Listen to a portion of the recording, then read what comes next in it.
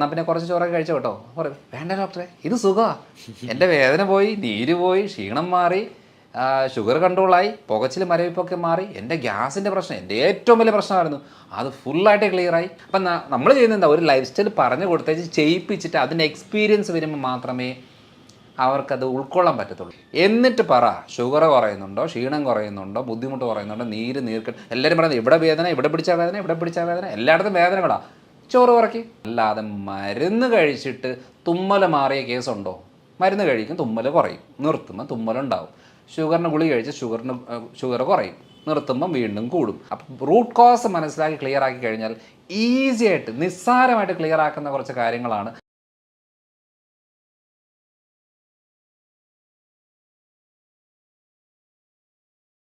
Convo ഹെൽത്തിൻ്റെ പുതിയൊരു വീഡിയോയിലേക്ക് എല്ലാവർക്കും സ്വാഗതം. നമ്മളുടെ കൂടെ ഇന്ന് കേരളത്തിലെ തന്നെ ഏറ്റവും സോഷ്യൽ മീഡിയയിൽ കൂടുതലായിട്ട് ഹെൽത്ത് ടോപ്പിക്സിലൊക്കെ ഡിസ്കഷൻ ചെയ്തുകൊണ്ടിരിക്കുന്നതാണ് ഡോക്ടർ മനോജ് ജോൺസൺ സാറാണ് നമ്മളുടെ കൂടെ ഉള്ളത്. അപ്പോൾ സാറോട് നമുക്ക് അല്പം കാര്യങ്ങൾ ചോദിച്ചിട്ട് ഡിസ്കഷൻ ആരംഭിക്കാം.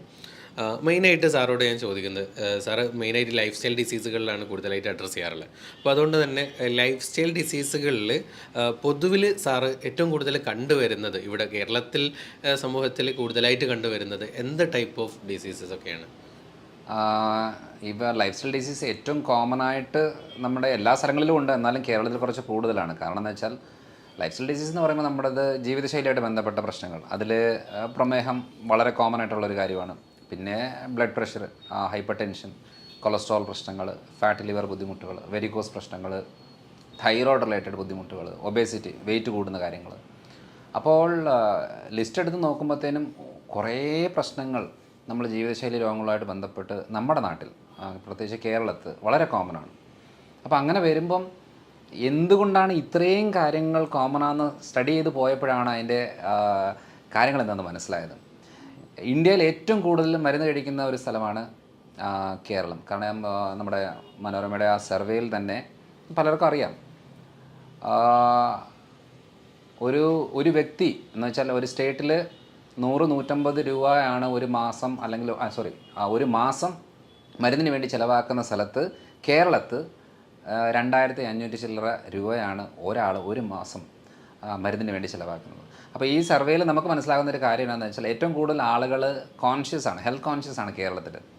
പക്ഷേ ആ ട്രാക്ക് ഒന്ന് മാറിപ്പോയി, അത്രയേ ഉള്ളൂ. കാരണം ജീവിതശൈലി രോഗങ്ങൾക്കും മരുന്ന് കഴിച്ചാൽ ശരിയാകും എന്നുള്ള ഒരു തെറ്റിദ്ധാരണ വരുമ്പോഴാണ് ഈ മരുന്നുകളുടെ എണ്ണം കൂടുന്നത്. കാരണം എന്താണ്, നമ്മളൊരു വെയിറ്റ് കൂടുന്നു, അല്ലെന്നുണ്ടെങ്കിൽ ശ്വാസം മുട്ടലുണ്ടാകുന്നു, കൊളസ്ട്രോൾ കൂടുന്നു, ഫാറ്റ് ലിവർ വരുന്നു, ഷുഗറിൽ ചെറിയ വേരിയേഷൻ വരുന്നു, യൂറിക് ആസിഡ് കൂടുന്നു എന്നൊക്കെ പറയുന്ന ചേഞ്ചസ് വരുമ്പോഴേ നമ്മൾ ആദ്യം ഫോക്കസ് ചെയ്യുന്നത് ചെറിയ അളവിൽ ഷുഗർ കൂടിയല്ലോ ഉടനെ ഒരു മരുന്ന് കഴിക്കാം എന്നുള്ളതാണ്. പക്ഷേ അത് ഫുഡിൽ മാറ്റം വരുത്തി എക്സസൈസ് കറക്റ്റായിട്ട് ചെയ്തിച്ച് കുറയ്ക്കുക എന്നുള്ള മെത്തഡിനെക്കാട്ടിലും എളുപ്പപ്പണിയായിട്ട് നമ്മൾ ഒരു മരുന്ന് കഴിച്ചാൽ റെഡിയാകും എന്നുള്ളത് വിശ്വസിക്കുമ്പോഴാണ് ഏറ്റവും കൂടുതൽ തെറ്റ് വരുന്നത്. അതാണ് കേരളത്തിൽ ഏറ്റവും കൂടുതൽ കണ്ടുവരുന്നൊരു കാര്യം എന്ന് വെച്ചാൽ നമ്മളെല്ലാവരും എളുപ്പപ്പണിയിലെ ആൾക്കാരാണ്.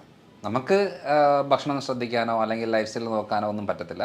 പക്ഷേ ഒരു ഈസി ആയിട്ട് ഒരു ഗുളികയോ ഒരു കഷായമോ ഒരു മരുന്നോ സിറപ്പോ ഇഞ്ചക്ഷനോ എന്തെങ്കിലും ഉണ്ടെങ്കിൽ അത് ഞാൻ നോക്കിക്കോളാം, അല്ലാതെ എനിക്ക് വേറെ കാര്യങ്ങൾ പറ്റുന്നില്ല എന്ന് വരുന്നതാണ് നമ്മുടെ കേരളത്തിലെ ഏറ്റവും വലിയൊരു പ്രശ്നം. പക്ഷേ ഒരു പ്രത്യേകത എന്താണെന്ന് വെച്ചാൽ ഈ ചികിത്സയോ മരുന്നോ ആശുപത്രികളോ ഡോക്ടർമാരോ മാറി മാറി ചെയ്തെങ്കിലും ഈ പ്രശ്നങ്ങൾ മാറുന്നില്ല.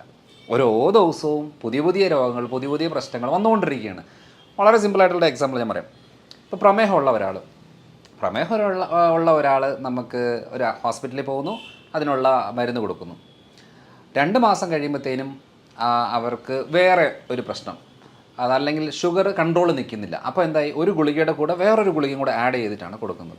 അപ്പോൾ അങ്ങനെ പോകുന്ന സമയത്തും പറയുന്ന കാര്യം എന്താ, കുഴപ്പമില്ല, നിങ്ങളൊന്നും പേടിക്കേണ്ട, നമ്മളിത് ഈ ഒരു ഡോസ് കൂട്ടുക ശരിയാകും.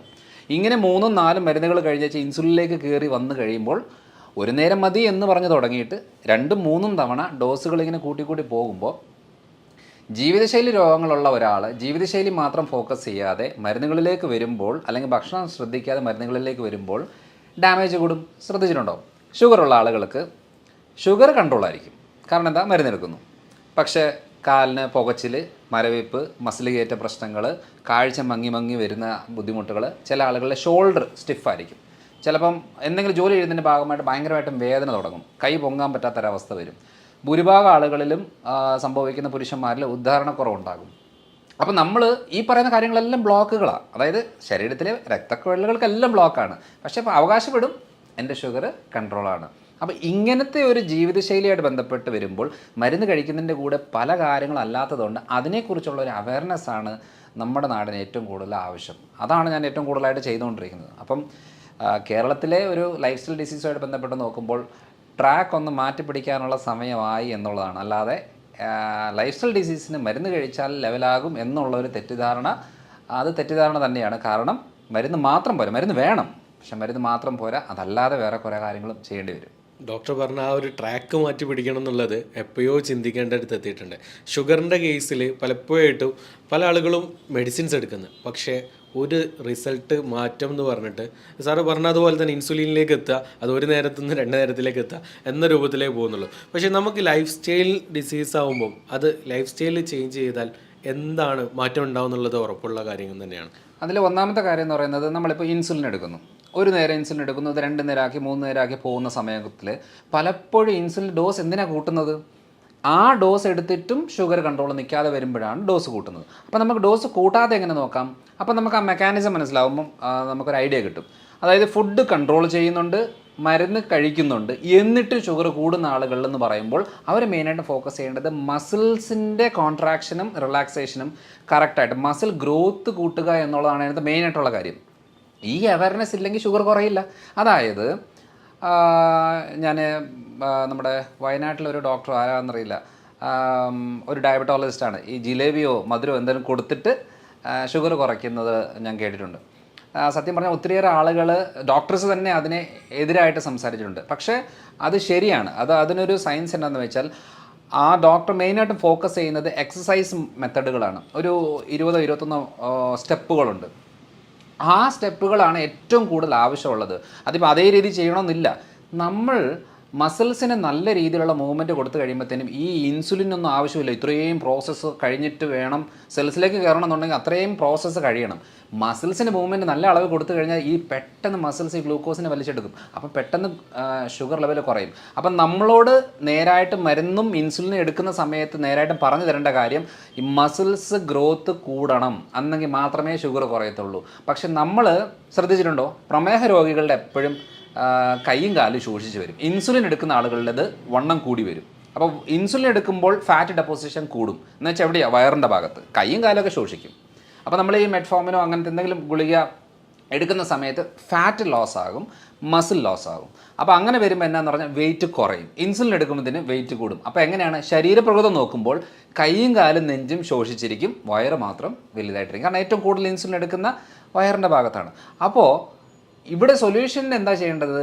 നമ്മൾ മെഡിസിനോ കാര്യങ്ങൾ എടുക്കുമ്പോൾ മസിൽ ബിൽഡപ്പ് ചെയ്യാനുള്ള കാര്യങ്ങൾ, അത് ഡംബിൾസ് യൂസ് ചെയ്യുവോ, പുഷപ്സ് ചെയ്യുവോ, പുല്ലപ്സ് ചെയ്യുവോ, ഏതെങ്കിലും രീതിയിലുള്ള മസിൽ ടയേർഡ് ആകുന്ന രീതി ചെയ്താൽ ഷുഗറും കൺട്രോൾ ആവും, മസിലും ഗ്രോത്ത് ആവും. അപ്പോൾ ഓട്ടോമാറ്റിക്കായിട്ട് ഷുഗർ കുറയും. സിമ്പിൾ കാര്യമാണ്, വളരെ സിമ്പിളായിട്ടുള്ള കാര്യമാണ്. അപ്പോൾ ഈ ഒരു ഐഡിയ നമുക്ക് കിട്ടിയെങ്കിൽ മാത്രമേ, ചിലവരല്ലേ ഫാസ്റ്റിംഗ് ഷുഗർ എൻ്റെ കൂടുതലാണ്, ഫുഡ് കഴിച്ചാൽ കുറവാണ്. അതിൻ്റെ അർത്ഥം എന്താ? മസിൽ ഗ്രോത്ത് ഇല്ല. അപ്പം മസിൽ സ്ട്രെങ്തനിങ് ആയാൽ ഫാസ്റ്റിംഗ് ഷുഗർ കുറയും. ഇതാണ് അതിൻ്റെ ബേസിക് ട്രിക്കാണ്. അതൊരു വളരെ സിമ്പിളായിട്ട് ചെയ്യാൻ പറ്റിയ കാര്യങ്ങൾ ഇതൊക്കെയാണ്. ഈ രൂപത്തിൽ നമുക്ക് ശ്രദ്ധിച്ചു കഴിഞ്ഞാൽ ഷുഗർ മാനേജ് ചെയ്ത് കൊണ്ടുവരാൻ പറ്റുന്നില്ല. അപ്പോൾ ഭക്ഷണ രീതിയിൽ എന്തെങ്കിലും ഇതിലുള്ള കാര്യങ്ങൾ ശ്രദ്ധിക്കേണ്ടത്? ഭക്ഷണ രീതിയിൽ വളരെ ഇമ്പോർട്ടൻ്റ് ആയിട്ട് ശ്രദ്ധിക്കേണ്ട ഒരു കാര്യം, നമ്മുടെ ഒരു കാഴ്ചപ്പാടിൽ പൊറോട്ടയും ബീഫും കപ്പയും മീനും കൂന കൂട്ടി ചോറ് കഴിക്കുന്നതുമാണല്ലോ നമ്മുടെ ഒരു ട്രെൻഡ്. ഇപ്പം ഞാൻ ഇപ്പം കോഴിക്കോടും കണ്ണൂരും കോട്ടക്കലൊക്കെ കൺസൾട്ടേഷൻ്റെ ഭാഗമായിട്ട് വരുന്ന സമയത്ത് പലപ്പോഴും ഹോട്ടലിൽ നിൽക്കാറുണ്ട്, ഭക്ഷണം കഴിക്കാറുണ്ട്, പല വീടുകളിൽ പോകാറുണ്ട്. ഇപ്പോൾ ഇവിടെ എല്ലാം കാണുന്ന ഒരു കോമൺ കാര്യം എന്ന് പറയുന്നത് കൂടുതൽ അളവാണ്. കാരണം വയറ് നിറയണം. പിന്നെ ഏറ്റവും കൂടുതൽ ഈ മലബാർ ഏരിയയിലൊരു പ്രത്യേകത എന്ന് വെച്ചാൽ കഴിപ്പിച്ചിട്ടാണ് സന്തോഷം പ്രകടിപ്പിക്കുന്നത്. എന്ന് വെച്ചാൽ വയറ് നിറയെ കഴിപ്പിക്കുക. അപ്പോൾ നമ്മൾ പോയിട്ട് കുറച്ച് കഴിക്കുമ്പോഴത്തേനും പറയും, ഒന്നും കഴിക്കുന്നതിന് ഒന്നും ഇഷ്ടമായില്ലേ എന്നുള്ള രീതിയാണ്. അപ്പോൾ ഇത് മലബാർ ഏരിയ മാത്രമല്ല, നമ്മുടെ നാട്ടിലൊരു കോമൺ ഒരു കൾച്ചർ എന്നാന്ന് വെച്ചാൽ ചോറ് കഴിച്ചെങ്കിൽ മാത്രമേ ഒരു ആരോഗ്യമുള്ളൂ എന്നുള്ളത്. എന്തിനാണ് ഈ അമേരിക്കയിലുള്ള ആൾക്കാരോട് നമ്മൾ പറയുകയാണ്, അതേ ബീഫും പൊറോട്ടയും കഴിച്ചിട്ടുണ്ടോ, സൂപ്പർ സാധനമാണ് എന്നൊക്കെ പറഞ്ഞു കഴിഞ്ഞാൽ അവർക്ക് എന്തെങ്കിലും വികാരമുണ്ടോ? ഒരു വികാരമില്ല. കപ്പയും മീനും നമുക്കാണെന്നുണ്ടെങ്കിൽ ഭയങ്കര ഒരു എന്താ പറയുക, ഭയങ്കര ഒരു വികാരമാണ് കപ്പയും മീനും വരുമ്പോൾ. എന്തുകൊണ്ടാണ് യൂറോപ്യൻസിന് ഈ കപ്പയും മീനും പറയുമ്പോൾ ഒരു താല്പര്യമില്ലാത്തത്?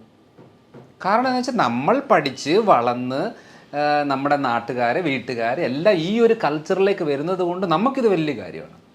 അപ്പോൾ ആ ഒരു വലിയ കാര്യമായുള്ള സംഭവം നമ്മൾ പറയണത് നമ്മുടെ ഒരു സ്ഥലത്ത് നിന്നുകൊണ്ട് നമ്മൾ പറയണത് ഇതാണ് ഏറ്റവും നല്ല ഫുഡ് എന്ന് പറയുമ്പം, അപ്പം നമ്മളൊരു അത് അടപ്പിച്ചെടുത്താൽ പ്രശ്നമാണ്. മുഴകളുണ്ടാകും, ഫാറ്റ് ലിവർ ഉണ്ടാകും, തൈറോയ്ഡ് തുടങ്ങും, പ്രമേഹം തുടങ്ങും, ബ്ലോക്ക് ഉണ്ടാകും, വെയിറ്റ് കൂടും എന്നൊക്കെ പറയുമ്പം അത് ഉൾക്കൊള്ളാൻ നമുക്ക് ഭയങ്കര ബുദ്ധിമുട്ടാണ്. കാരണം നമുക്ക് ഇഷ്ടമുള്ള സാധനം അത്. അപ്പോൾ അങ്ങനെ ഒരു ഭക്ഷണത്തിലേക്ക് നമ്മൾ ഡൈവേർട്ട് ചെയ്തെങ്കിൽ മാത്രമേ കാര്യമുള്ളൂ. ഇപ്പം ഒരു ഭക്ഷണം നമ്മൾ കഴിക്കുമ്പോൾ രാവിലെ നമുക്ക് ഇഡ്ഡലി ദോശ പുട്ട് ആണല്ലോ കോമൺ ആയിട്ട് നമ്മുടെ ഡയറ്റിലൊക്കെ വരുന്നത്. അതേപോലെ ഉച്ചയ്ക്ക് ചോറ് കറികളൊക്കെ ആയിട്ട്, രാത്രിയിൽ ചിലപ്പോൾ ചപ്പാത്തിയോ പൊറോട്ടയോ അല്ലെന്നുണ്ടെങ്കിൽ അങ്ങനെ എന്തെങ്കിലുമൊക്കെ ആയിട്ട്. അപ്പോൾ അങ്ങനെ പല ടൈപ്പ്. അപ്പോൾ ഏറ്റവും കൂടുതൽ ഇപ്പം കണ്ടുവരുന്നത് നമ്മുടെ കുഴിമന്തി, ബിരിയാണി ഐറ്റംസ്, നമ്മുടെ ബാർബിക്യൂ, അൽഫാം രീതികൾ, ഇതൊക്കെയാണ് കോമൺ ആയിട്ട് വരുന്നത്. അപ്പം നമ്മൾ നോക്കുമ്പം ഇപ്പോൾ ഫോർ എക്സാമ്പിൾ നമ്മളിപ്പോൾ ഒരു ബാർബിക്യൂ കഴിക്കുകയാണ് അല്ലെങ്കിൽ അൽഫാം കഴിക്കുകയാണ്. അൽഫാം കഴിക്കുന്ന സമയത്ത് സാലഡ് കൂട്ടിയാണ് കഴിക്കുന്നതെങ്കിൽ ഷുഗർ കൂടത്തേയില്ല, സേഫാണ്. പക്ഷേ അൽഫാം കഴിക്കുന്ന സമയത്ത് നമ്മൾ ഈ കുബൂസും പൊറോട്ടയും ചപ്പാത്തിയും ആണ് കഴിക്കുന്നതെങ്കിൽ ഷുഗർ പെട്ടെന്ന് കൂടും. അപ്പോൾ നമുക്ക് ഷുഗറുള്ള ആളുകൾക്ക് ഏറ്റവും കുറവ് ഷുഗറായിട്ട് ഫുഡിലുള്ളത് വെജിറ്റബിൾസ്, പച്ചക്കറികളാണ്, ഇലക്കറികൾ. പിന്നെയുള്ളത് നോൺ വെജ് ഐറ്റംസ്, ഇറച്ചി മീൻ മുട്ട ഐറ്റംസ്. ഇതൊക്കെ എന്ന് പറഞ്ഞാൽ 30-40% ഉള്ളിലാണ് ഗ്ലൂക്കോസ് ലെവലൊക്കെ ഉള്ളത്. പിന്നെ നമുക്ക് പഴവർഗ്ഗങ്ങളിൽ നമ്മൾ ഏറ്റവും കൂടുതൽ തെറ്റിദ്ധാരണ എന്ന് പറഞ്ഞാൽ ഷുഗറുള്ള രോഗികൾക്ക് ഈ പഴങ്ങൾ അത്ര നല്ലതല്ല എന്ന രീതിയിൽ. ശരിയാണ്, നമുക്ക് ഏറ്റവും കൂടുതൽ എന്താ പറയുക, ചക്കപ്പഴം, മാങ്ങപ്പഴം, ഏത്തപ്പഴം, നല്ല പഴുത്ത ഏത്തപ്പഴം എന്നൊക്കെ പറയുന്നത് ഷുഗർ കൂട്ടാനുള്ള ഫ്രൂട്ട്സാണ്. പക്ഷേ പപ്പായ, പേരയ്ക്ക, apple, mosambi, orange, Musk melon എന്നൊക്കെ പറയുന്ന പല ടൈപ്പ് ഫ്രൂട്ട്സ്, ചെറുപഴം, ഇതൊക്കെ എന്ന് പറയുന്നത് ഷുഗർ രോഗികൾ നിർബന്ധമായിട്ടും കഴിക്കണം. കാരണം പ്രമേഹമുള്ള ആളുകളിൽ ഏറ്റവും കൂടുതൽ ഡാമേജ് വരുന്നത് ഹാർട്ട് റിലേറ്റഡ് ബ്ലോക്കുമായിട്ട് ബന്ധപ്പെട്ടോ അറ്റാക്കോ സ്ട്രോക്കോ ആണ് അവരുടെ കോംപ്ലിക്കേഷൻ മെയിനായിട്ട്, അല്ലെങ്കിൽ കിഡ്നി റിലേറ്റഡ്. അപ്പോൾ ഈ അറ്റാക്കും സ്ട്രോക്കും ഒക്കെ നമുക്ക് പ്രിവെൻറ്റ് ചെയ്യണമെന്നുണ്ടെങ്കിൽ നമുക്ക് നല്ല ആൻറ്റി ഓക്സിഡൻസ് വേണം. അപ്പം വൈറ്റമിൻസ് മിനറൽസ് കൂടുതലുള്ളത് പഴവർഗ്ഗങ്ങളിലാണ്. അപ്പം എന്താ ഷുഗർ കൂടുമെന്ന് പറഞ്ഞാൽ ഇത് മാറ്റി വെച്ചിട്ട് നോർമലായിട്ടുള്ള കാര്യങ്ങൾ എടുക്കുമ്പോൾ എന്നാ സംഭവിക്കുന്നത് വെച്ചാൽ ഹാർട്ട് റിലേറ്റഡ് ആയിട്ടുള്ള ബ്ലഡ് വെസൽ റിലേറ്റഡ് ആയിട്ടുള്ള പ്രശ്നങ്ങൾ തുടങ്ങും. അതുകൊണ്ട് ഇങ്ങനത്തെ ഫുഡ് ഉൾപ്പെടുത്തണം സത്യം പറഞ്ഞാൽ. അപ്പോൾ എന്താ ചെയ്യേണ്ടത്, മെയിൻ ഫുഡ് ഈ നല്ല പഴുത്ത ചക്ക കഴിക്കാതിരിക്കുകയാണ് നല്ലത്. പച്ച ചക്ക നമ്മൾ ചക്ക വേവിച്ചൊക്കെ കഴിക്കത്തില്ലേ, അത് ഓക്കെയാണ്. അതേപോലെ മാങ്ങ, പച്ചമാങ്ങയായിട്ട് ഉൾപ്പെടുത്താം. കൂടുതൽ പഴിക്കുന്നതനുസരിച്ച് ഷുഗർ കൂടുന്നൊരു സാഹചര്യം വരും. അപ്പം ഇതൊരു 40-50% ഷുഗർ ലെവൽ ഉള്ളതാണ്. പിന്നെയുള്ള ഒരു 50-60% ഷുഗർ ലെവലുള്ളത് പയറുപരിപ്പ് വർഗ്ഗങ്ങൾ, അതായത് ചെറുപയർ, വൻപയർ, കടല, മുതിര, ഉഴുന്ന്, പരിപ്പ്, അങ്ങനത്തെ കുറേ പയറുപരിപ്പ് വർഗ്ഗങ്ങളിലാണ് ഒരു 50-60% ഗ്ലൂക്കോസ് ലെവലുണ്ട്. അപ്പം കമ്പാരിറ്റീവ്ലി വെജിറ്റേറിയൻസിന് നമുക്ക് ബെറ്ററായിട്ട് പറയുന്നത് പനീർ, മഷ്റൂം, ഈ സാധനങ്ങൾക്കൊക്കെ, ഈ ഭക്ഷണങ്ങളിലൊക്കെ നമുക്ക് ഷുഗർ ലെവൽ അധികമില്ല. ഇതൊരു 10-20-30% നിൽക്കുന്ന കാര്യങ്ങളാണ്. അപ്പോൾ 50% ഉള്ളിൽ നിൽക്കുന്ന ഭക്ഷണങ്ങളെ കുറച്ച് അളവ് കൂട്ടുക. ഇനി 50% നിന്ന് കൂടുതലുള്ള ഭക്ഷണങ്ങളുണ്ട്. ഇപ്പോൾ ഓട്സ് ഒരു 60-65-70 ആ റേഞ്ചിലാണ് ഓട്സിനകത്ത് ഗ്ലൂക്കോസ് ലെവൽ വരുന്നത്. ഒരു 70-75 വരെ മില്ലറ്റ്സ്, നമ്മുടെ റാഗി, തിന, ചാമ എന്നൊക്കെ പറയുന്ന ഇതിലെല്ലാം വരും. പിന്നെ ഒരു 75-80 ഉള്ളിലാണ് അരി, ഗോതമ്പൊക്കെ വരുന്നത്. കാരണം പലപ്പോഴും പറയാറുണ്ട് ഈ ഷുഗർ ആയതുകൊണ്ട് ഞാൻ ചോറ് മാറ്റി ചപ്പാത്തി ആക്കി എന്ന് പറയാറുണ്ട്. എൻ്റെ അർത്ഥം അതിന് പ്രത്യേകിച്ച് വലിയ മെച്ചമൊന്നുമില്ല. 3 ചപ്പാത്തി കഴിക്കുന്നതും 2 തവി ചോറ് കഴിക്കുന്നതൊക്കെ ഏകദേശം സെയിമാണ്. കാരണം ഇതിൻ്റെ കണ്ടൻറ്റ് ഏകദേശം സെയിം ഒക്കെ തന്നെയാണ്. ഒരു ചപ്പാത്തിയിൽ ഒതുക്കുമായിരുന്നെങ്കിൽ ശരിയായിരുന്നു നമ്മൾ പറയാം. അത് പിന്നെ ചോറ് കുറച്ചാലും ഓക്കെയാണ്, ചപ്പാത്തി തന്നെ കഴിക്കണം നിർബന്ധമില്ല. അപ്പോൾ ഈ ഒരു അളവിലാണ്. പിന്നെ ഒരു 80% ഉള്ളത് ഈ കിഴങ്ങ് വർഗ്ഗങ്ങളിലാണ്. ഈ പ്രത്യേകിച്ചും ഈ കപ്പ, നമ്മുടെ കോട്ടയം പാല ഭാഗത്തൊക്കെ കപ്പ എന്ന് പറയുന്നത്. അപ്പോൾ ഈ ടപ്പിയോക്ക കപ്പ എന്ന് പറയുന്നത് ഹൈ ഷുഗർ കണ്ടൻറ്റാണ്.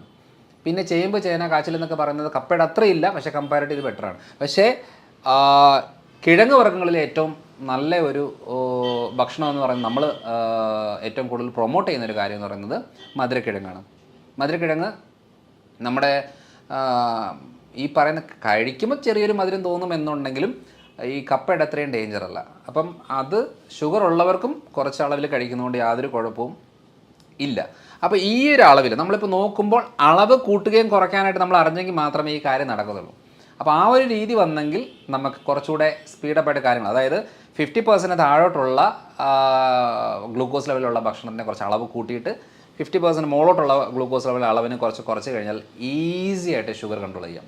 ഇതാണ് മെയിനായിട്ടുള്ളത് ഫുഡിനകത്ത്. നമ്മളെ നാട്ടിലുള്ള ജനങ്ങളുടെ ഒരു പൊതുവിലെ കാഴ്ചപ്പാട് എന്ന് പറഞ്ഞാൽ അരിഭക്ഷണമാണല്ലോ, രാവിലെ ആയാലും ഉച്ചയായാലും രാത്രി ആയാലും. അപ്പം അത് കുറയ്ക്കുന്നേരം നമ്മൾ ഈ പറഞ്ഞ ബാക്കി ഐറ്റംസ് കൂട്ടിയെടുക്കുകയാണ് ചെയ്യേണ്ടത്. അപ്പോൾ എനർജി ലെവലിൽ അവർക്ക് ബാധിക്കില്ല എന്നുള്ള പൊതുവിലൊരു കാഴ്ചപ്പാട്, അരിഭക്ഷണം കുറച്ചാൽ ക്ഷീണിച്ച് പോകും, കുഴങ്ങിപ്പോവും, കിടന്നു പോകും എന്ന് പറയുന്നൊരു കാഴ്ചപ്പാടുണ്ട്. ഇപ്പം ഞാനൊരു കഴിഞ്ഞ ഒരു 6 മാസമായിട്ട് അരിഭക്ഷണം അങ്ങനെ അധികം കഴിക്കാറില്ല. ഞാൻ ചോറ് കഴിച്ചിട്ടേ ഇല്ല ഒരു 6 മാസമായിട്ട്. അപ്പം അതൊരു തെറ്റിദ്ധാരണയാണ്. ഞാൻ എൻ്റെ ശരീരത്തിൽ ഒരു അപ്ലൈ ചെയ്ത ഒരു മെത്തഡാണിത്. അല്ല, സാർ ഇത്രയായിട്ട് കഴിച്ചിട്ടില്ല എന്നുള്ളത് തന്നെ വലിയ അത്ഭുതമുണ്ട്. കാരണം സാറുടെ ആ ഒരു ബോഡി ഇത് വെച്ച് നോക്കുന്നേരം ഭയങ്കര എനർജറ്റിക് ആണ്. ആ എനർജിയാണ് ഞാനിപ്പോൾ പറയാൻ വന്നത്. കാരണം എന്താണെന്ന് വെച്ചാൽ ഞാനൊരു 2 ദോശ കഴിച്ച് കൺസൾട്ടേഷൻ ഇരുന്ന് കഴിഞ്ഞാൽ 11 മണിയാകുമ്പോഴത്തേന് എനിക്ക് വിശപ്പ് തുടങ്ങും. കാരണം എന്ന് വെച്ചാൽ കഴിച്ചു, വയറ് നിറഞ്ഞു, പക്ഷേ 2-2.5 മണിക്കൂർ കൊണ്ട് എനിക്ക് വിശക്കും. അപ്പോൾ വിശന്ന് കഴിഞ്ഞാൽ പിന്നെ എന്തെങ്കിലും കഴിക്കണം, അല്ലാതെ പറ്റത്തില്ല. പക്ഷേ രാവിലെ ഞാനൊരു 1/2 ഏത്തപ്പഴം, ഒരു 2 മുട്ട പുഴുങ്ങിയത്, കുറച്ച് നട്ട്സ്, ഇതാണ് ഞാൻ എൻ്റെ പൊതുവെ രാവിലത്തെ ബ്രേക്ക്ഫാസ്റ്റായിട്ട് ഞാൻ കഴിക്കുന്നത്. ഇത് കഴിച്ചു കഴിഞ്ഞാൽ എനിക്കൊരു 1 മണി 1:30 2 ആയാലും എനിക്ക് ആ എനർജി കിട്ടും. ഈ പറയുന്ന കാര്യങ്ങൾ ഞാൻ ഉച്ചയ്ക്കാണെന്നുണ്ടെങ്കിൽ മെയിനായിട്ടും ഫിഷാണ് മെയിനായിട്ട് കഴിക്കുന്നത്. ഒരു അയലയുടെ സൈസ് ഉണ്ടെങ്കിൽ ഒരു മീൻ, മത്തിയുടെ സൈസ് ചെറിയ സൈസ് ആണെങ്കിൽ 3-4 മീൻ, പിന്നെ അവിയൽ, തോരന്, ഉപ്പേരി, മെഴുക്കോട്ട് ഐറ്റംസ്, ഇതാണ് എൻ്റെ ഉച്ചക്കത്തെ ഫുഡ്. ഇത് കഴിച്ചേച്ച് ഞാൻ തിരിച്ചു പോയിട്ട് എന്തെങ്കിലും ഒരു മീറ്റിങ്ങിലോ ഫംഗ്ഷനിലോ കൺസൾട്ടേഷനിലോ ഇരുന്ന് കഴിഞ്ഞാൽ എനിക്ക് നല്ല എനർജിയാണ്. ചോറ് കഴിച്ചേച്ച് പോയി ഇരുന്ന് കഴിഞ്ഞാൽ എനിക്ക് തൂങ്ങും. അതായത് എനിക്ക് സംസാരിക്കാൻ വലിയ താല്പര്യം തോന്നത്തില്ല, ഒന്നിനോടൊരു ഉന്മേഷമില്ല. എനിക്ക് എനർജി കിട്ടുന്നത് അത് കഴിക്കാത്ത സമയത്താണെന്ന് തിരിച്ചറിഞ്ഞപ്പോഴാണ് ഞാൻ മനസ്സിലാക്കിയത് വെറുതെ എന്തിനാണ് ഈ സാധനങ്ങളൊക്കെ കഴിക്കേണ്ട ആവശ്യം. അതങ്ങ് ഞാൻ സ്റ്റോപ്പ് ചെയ്തേച്ച് ഈ ഒരു രീതിയിലേക്ക് ഡയറ്റ് വന്നപ്പോഴത്തേനും എനിക്ക് നല്ല എനർജിയായി. അപ്പോൾ ഭൂരിഭാഗം ആൾക്കാർ ഇപ്പോൾ പറഞ്ഞൊരു തെറ്റിദ്ധാരണയുണ്ട്, നമ്മൾ ഈ അരി സാധനമോ അല്ലെങ്കിൽ ഗോതമ്പോ അങ്ങനെ എന്തെങ്കിലും ഒന്നും കഴിച്ചില്ല എന്നുണ്ടെങ്കിൽ ചിലപ്പോൾ ശരീരം ശോഷിച്ച് വരും, മെലിഞ്ഞ് വരും, എനർജി കുറയും, ക്ഷീണം ഉണ്ടാകും എന്നുള്ളതോട് അതും ഒരു സത്യമാണ്. നമുക്ക് ആവശ്യം, അതായത് നമുക്ക് ഗ്ലൂക്കോസ് ആവശ്യമാണ്. ഈ ഗ്ലൂക്കോസ് ആവശ്യം എന്ന് പറയുമ്പോൾ അരിയുടെ രൂപത്തിൽ തന്നെ ഗ്ലൂക്കോസ് കഴിക്കണമെന്ന് ഒരു നിർബന്ധമില്ല. ഇപ്പം ഞാൻ ഉച്ചയ്ക്ക് ചിലപ്പോൾ ഈ വാഴയ്ക്ക ചെറുതായിട്ട് ഇതാക്കി തേങ്ങയൊക്കെ ഇട്ട് ഒരു അവിയൽ ഫോമിലാക്കി കഴിക്കും. അതേപോലെ വാഴക്കൂമ്പ്, ചുണ്ടെന്നൊക്കെ പറയില്ലേ, വാഴക്കൂമ്പും വൻപയറും മിക്സ് ചെയ്തിട്ട് തോരനാക്കി കഴിക്കും. ഇതിനകത്തെല്ലാം കാർബോഹൈഡ്രേറ്റ് ഉണ്ട്. 80% ഇല്ല, 60% ഉള്ളു എന്നുള്ളതേ ഉള്ളൂ. അതായത് നമുക്ക് കിട്ടേണ്ട എനർജി കിട്ടി. ഈ രൂപത്തിൽ തന്നെ കിട്ടണമെന്ന് വാശി പിടിക്കുമ്പോൾ മാത്രമേ നമുക്ക് ഈ പ്രശ്നമുള്ളൂ. അപ്പോൾ ആ ഒരു രീതിയിൽ നമുക്ക് മനസ്സിലാക്കി കഴിഞ്ഞാൽ മാത്രമേ എങ്ങനെ ഇതിനെ മാനേജ് ചെയ്യണം. അതുകൊണ്ട് വണ്ണം കുറയും, സത്യം പറഞ്ഞാൽ വണ്ണം കുറയും. ഗ്രെയിൻസ് കട്ട് ചെയ്താൽ വണ്ണം കുറയും. എനിക്ക് 2 കിലോ കുറഞ്ഞു, ഇപ്പം ഞാൻ 4 കിലോ കൂടി. കാരണം വേറെ ഒന്നുമല്ല, പ്രോട്ടീനും ഫാറ്റും വൈറ്റമിൻസും മിനറൽസും ബോഡിയിലേക്ക് സപ്ലൈ ചെയ്തു, കാർബോഹൈഡ്രേറ്റ് കുറച്ചു. ഇതാണ് ഞാൻ ചെയ്തിട്ട് എന്തായി, ഞാൻ ഫിസിക്കൽ വർക്കൗട്ട് ചെയ്യാൻ തുടങ്ങി. അതായത് ഒരു ദിവസം ഞാനൊരു 3/4 മണിക്കൂർ ജിം വർക്കൗട്ടുകൾ വീട്ടിൽ തന്നെ, അല്ലാതെ ജിമ്മിൽ പോയിട്ട് നമ്മൾ ഇതുണ്ട്, കുറച്ച് പുഷപ്സ്, ഡംബിൾസ് ചെയ്യുന്നത്, അതേപോലെ കുറച്ച് സ്ട്രെച്ചിങ് കാര്യങ്ങൾ, ബെഞ്ച് പ്രസ്, അങ്ങനത്തെ 3-4 കാര്യങ്ങൾ ഞാൻ ഒരു 3/4 മണിക്കൂർ കൊണ്ട് ചെയ്തു വന്നു. അന്നേരം എന്താ സംഭവിക്കുന്നത് വെച്ചാൽ മസിൽ കുറച്ച് ഗ്രോത്ത് ആകാൻ തുടങ്ങി. നമ്മളെപ്പോഴാണ് ഭക്ഷണം നിയന്ത്രിച്ച് മസിലിന് വർക്കൗട്ട് കൊടുത്തില്ലെന്നുണ്ടെങ്കിൽ എന്താ സംഭവിക്കുന്നത്, നമ്മൾ മെലിഞ്ഞ് ശോഷിച്ച് വണ്ണം കുറഞ്ഞ് വരും, ക്ഷീണം ഉണ്ടാവും. നമ്മൾ പ്രോട്ടീനും ഫാറ്റും വൈറ്റമിൻസും മിനറൽസും കുറച്ച് കാർബ്സും ഒക്കെ സപ്ലൈ ചെയ്തിട്ട് ഫിസിക്കൽ വർക്കൗട്ട് ഒന്ന് കൂട്ടിക്കഴിഞ്ഞാൽ ബോഡി നമുക്ക് മെയിൻറ്റെയിൻ ചെയ്യാൻ പറ്റും. ഇല്ലെങ്കിൽ എന്നാ സംഭവിക്കുന്നത് വെച്ചാൽ, ഇപ്പം കോമണായിട്ട് പറയുന്ന പോലെ ഇതൊന്നും കഴിച്ചില്ലെന്നുണ്ടെങ്കിൽ ഭക്ഷണമായിട്ട് കൂട്ടത്തേ ഇല്ല. പലപ്പോഴും കൺസൾട്ടേഷൻ വരുമ്പം 2 ആഴ്ച കഴിഞ്ഞ് വരുമ്പം നമ്മൾ ചോദിക്കും, എന്നാ ഉണ്ട്, നല്ല മാറ്റമുണ്ട്, കുഴപ്പമൊന്നുമില്ല, പിന്നെ ഞാൻ ഭക്ഷണം ഒന്നും ഇല്ല, ഞാൻ പട്ടിണിയാണ് ശരിക്കും പറയാം. അപ്പോൾ ഞാൻ ചോദിക്കും, രാവിലെ എന്താ കഴിക്കുന്നത്? രാവിലെ ഡോക്ടർ പറഞ്ഞ പോലെ കുറച്ച് ഏത്തപ്പഴം കുറച്ച് കഴിക്കും, കുറച്ച് മുട്ട ഓംലെറ്റ് ആക്കി കഴിക്കും എന്നൊക്കെ പറയും. ഓ ശരി. 11 മണിക്കോ 11 മണിക്കോ ഒരു പേരയ്ക്കോ അങ്ങനെ എന്തെങ്കിലും കഴിക്കും. ഉച്ചയ്ക്ക് കുറച്ച് മീനും കറികളൊക്കെ ആയിട്ട് കഴിക്കും. രാത്രി ഞാൻ സൂപ്പും വെജിറ്റബിൾസോ അല്ലെങ്കിൽ കുറച്ച് ചിക്കനോ അങ്ങനെ എന്തെങ്കിലും ആയിരിക്കും കഴിക്കുന്നത്. അപ്പോൾ ഞാൻ ചോദിച്ചു, നിങ്ങൾ പട്ടിണിയാന്ന് പറഞ്ഞതോ? അല്ല, ചോറ് ഇല്ലല്ലോ. ചോറ് ഞാൻ ഇപ്പോൾ 15 ദിവസമായിട്ട് ചോറ് കഴിക്കാതെ അത് നമ്മളെ മലയാളികൾക്കുള്ള വേറൊരു സംഭവമാണ്. നേരത്തെ മരുന്നില്ല എന്ന് പറഞ്ഞാൽ അസുഖം മാറില്ല എന്ന് ചിന്തിക്കുന്നത് പോലെ അരിഭക്ഷണം ഇല്ലെങ്കിൽ ഭക്ഷണം ഇല്ല, അത് പട്ടിണിയാന്നാ. അപ്പോൾ അങ്ങനെ വരുമ്പോൾ എന്താണെന്ന് വെച്ചാൽ, അപ്പം ഞാൻ ചോദിക്കും, ഇത്രയും കാര്യങ്ങൾ നിങ്ങൾ കഴിച്ചില്ലേ, എന്നിട്ട് നിങ്ങളുടെ ഷുഗർ എങ്ങനെയുണ്ട്? ഷുഗറൊക്കെ കൺട്രോളായി. ക്ഷീണം എങ്ങനെയുണ്ട്? ക്ഷീണമൊന്നുമില്ല, ഇപ്പം നല്ല ഇതായി. നീരും വേദനയൊക്കെയോ അതൊക്കെ മാറി, നല്ല മാറ്റമുണ്ട്. ഗ്യാസിൻ്റെ പ്രശ്നമൊക്കെയോ അത് രണ്ടാമത്തെ ദിവസം തന്നെ ക്ലിയറായി. ഇത്രയും മാറ്റങ്ങൾ വന്നിട്ട് നിങ്ങൾ പിന്നെ എന്തിനാണ് ഈ നഷ്ടബോധത്തോടെ ചോറ് കഴിക്കുന്നില്ലല്ലോ എന്ന് പറയുന്നത്? ഒരു കാര്യം ചെയ്യും, നിങ്ങൾ ഒരു ദിവസം ഒന്ന് കഴിച്ച് നോക്ക്, എന്നിട്ട് ഈ ബുദ്ധിമുട്ടുകളെല്ലാം രണ്ടാമത് ഉണ്ടാകുന്നുണ്ടോ എന്ന് നോക്ക്.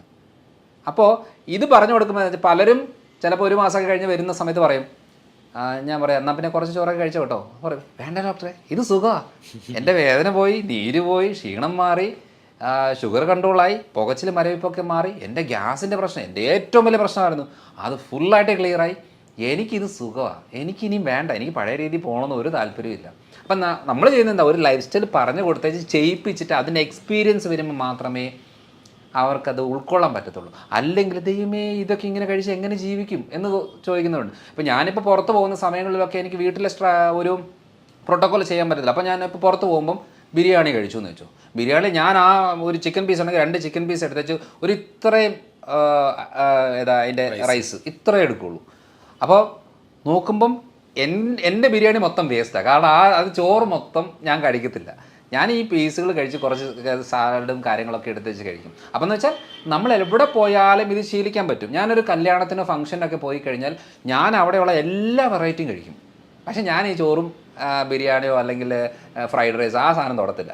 എന്തെങ്കിലും ഫിഷോ ചിക്കനോ അല്ലെങ്കിൽ സാലഡ്സോ വെജിറ്റബിൾസോ അങ്ങനെ എന്തെങ്കിലും ഉണ്ടെങ്കിൽ അത് ഉൾപ്പെടുത്തി കഴിക്കും. അപ്പോൾ അങ്ങനെ വരുമ്പോൾ എന്നാന്ന് വെച്ചാൽ നമ്മൾ ശ്രദ്ധിച്ചിട്ടുണ്ടോ, കല്യാണമോ ഫംഗ്ഷനോ പരിപാടിയൊക്കെ നമ്മൾ ഫുഡ് കഴിച്ച് കഴിഞ്ഞാൽ ഭയങ്കര ക്ഷീണമാണ്. പിന്നെ നമുക്ക് ആ ദിവസം ഒന്നിനും നമ്മളെ കൊണ്ട് കൊള്ളത്തില്ല. എവിടെയെങ്കിലും പോയി കടന്നാൽ മതി, ഇരുന്നാൽ മതി എന്നല്ലാതെ വേറൊരു ചിന്തയും കാണത്തില്ല. കാരണം എന്താണെന്നറിയോ, ഈ അടിച്ച് കുഴച്ച് കയറ്റി കഴിയുമ്പോണ്ടല്ലോ ശരീരത്തിന് ആകെ വിഷമമാണ്, ബുദ്ധിമുട്ടാണ്.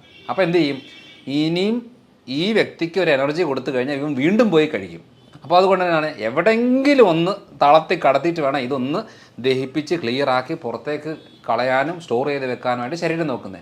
പക്ഷേ ഞാനീ പറഞ്ഞ മെത്തേഡൊന്ന് ചെയ്ത് നോക്കിക്കേ, നമുക്ക് കല്യാണ ഫുഡൊക്കെ കഴിച്ച് കഴിഞ്ഞാൽ ഒരു കുഴപ്പമില്ല, നമുക്കൊരു എനർജി ആയിരിക്കും. പക്ഷേ ഈ ഒരു ലൈഫ് സ്റ്റൈൽ നമുക്ക് മനസ്സിലാക്കി എടുക്കണമെന്നുണ്ടെങ്കിൽ ചെയ്ത് നോക്കി അത് നമ്മൾ ആ എക്സ്പീരിയൻസ് ആയെങ്കിൽ മാത്രമേ മനസ്സിലാകത്തുള്ളൂ.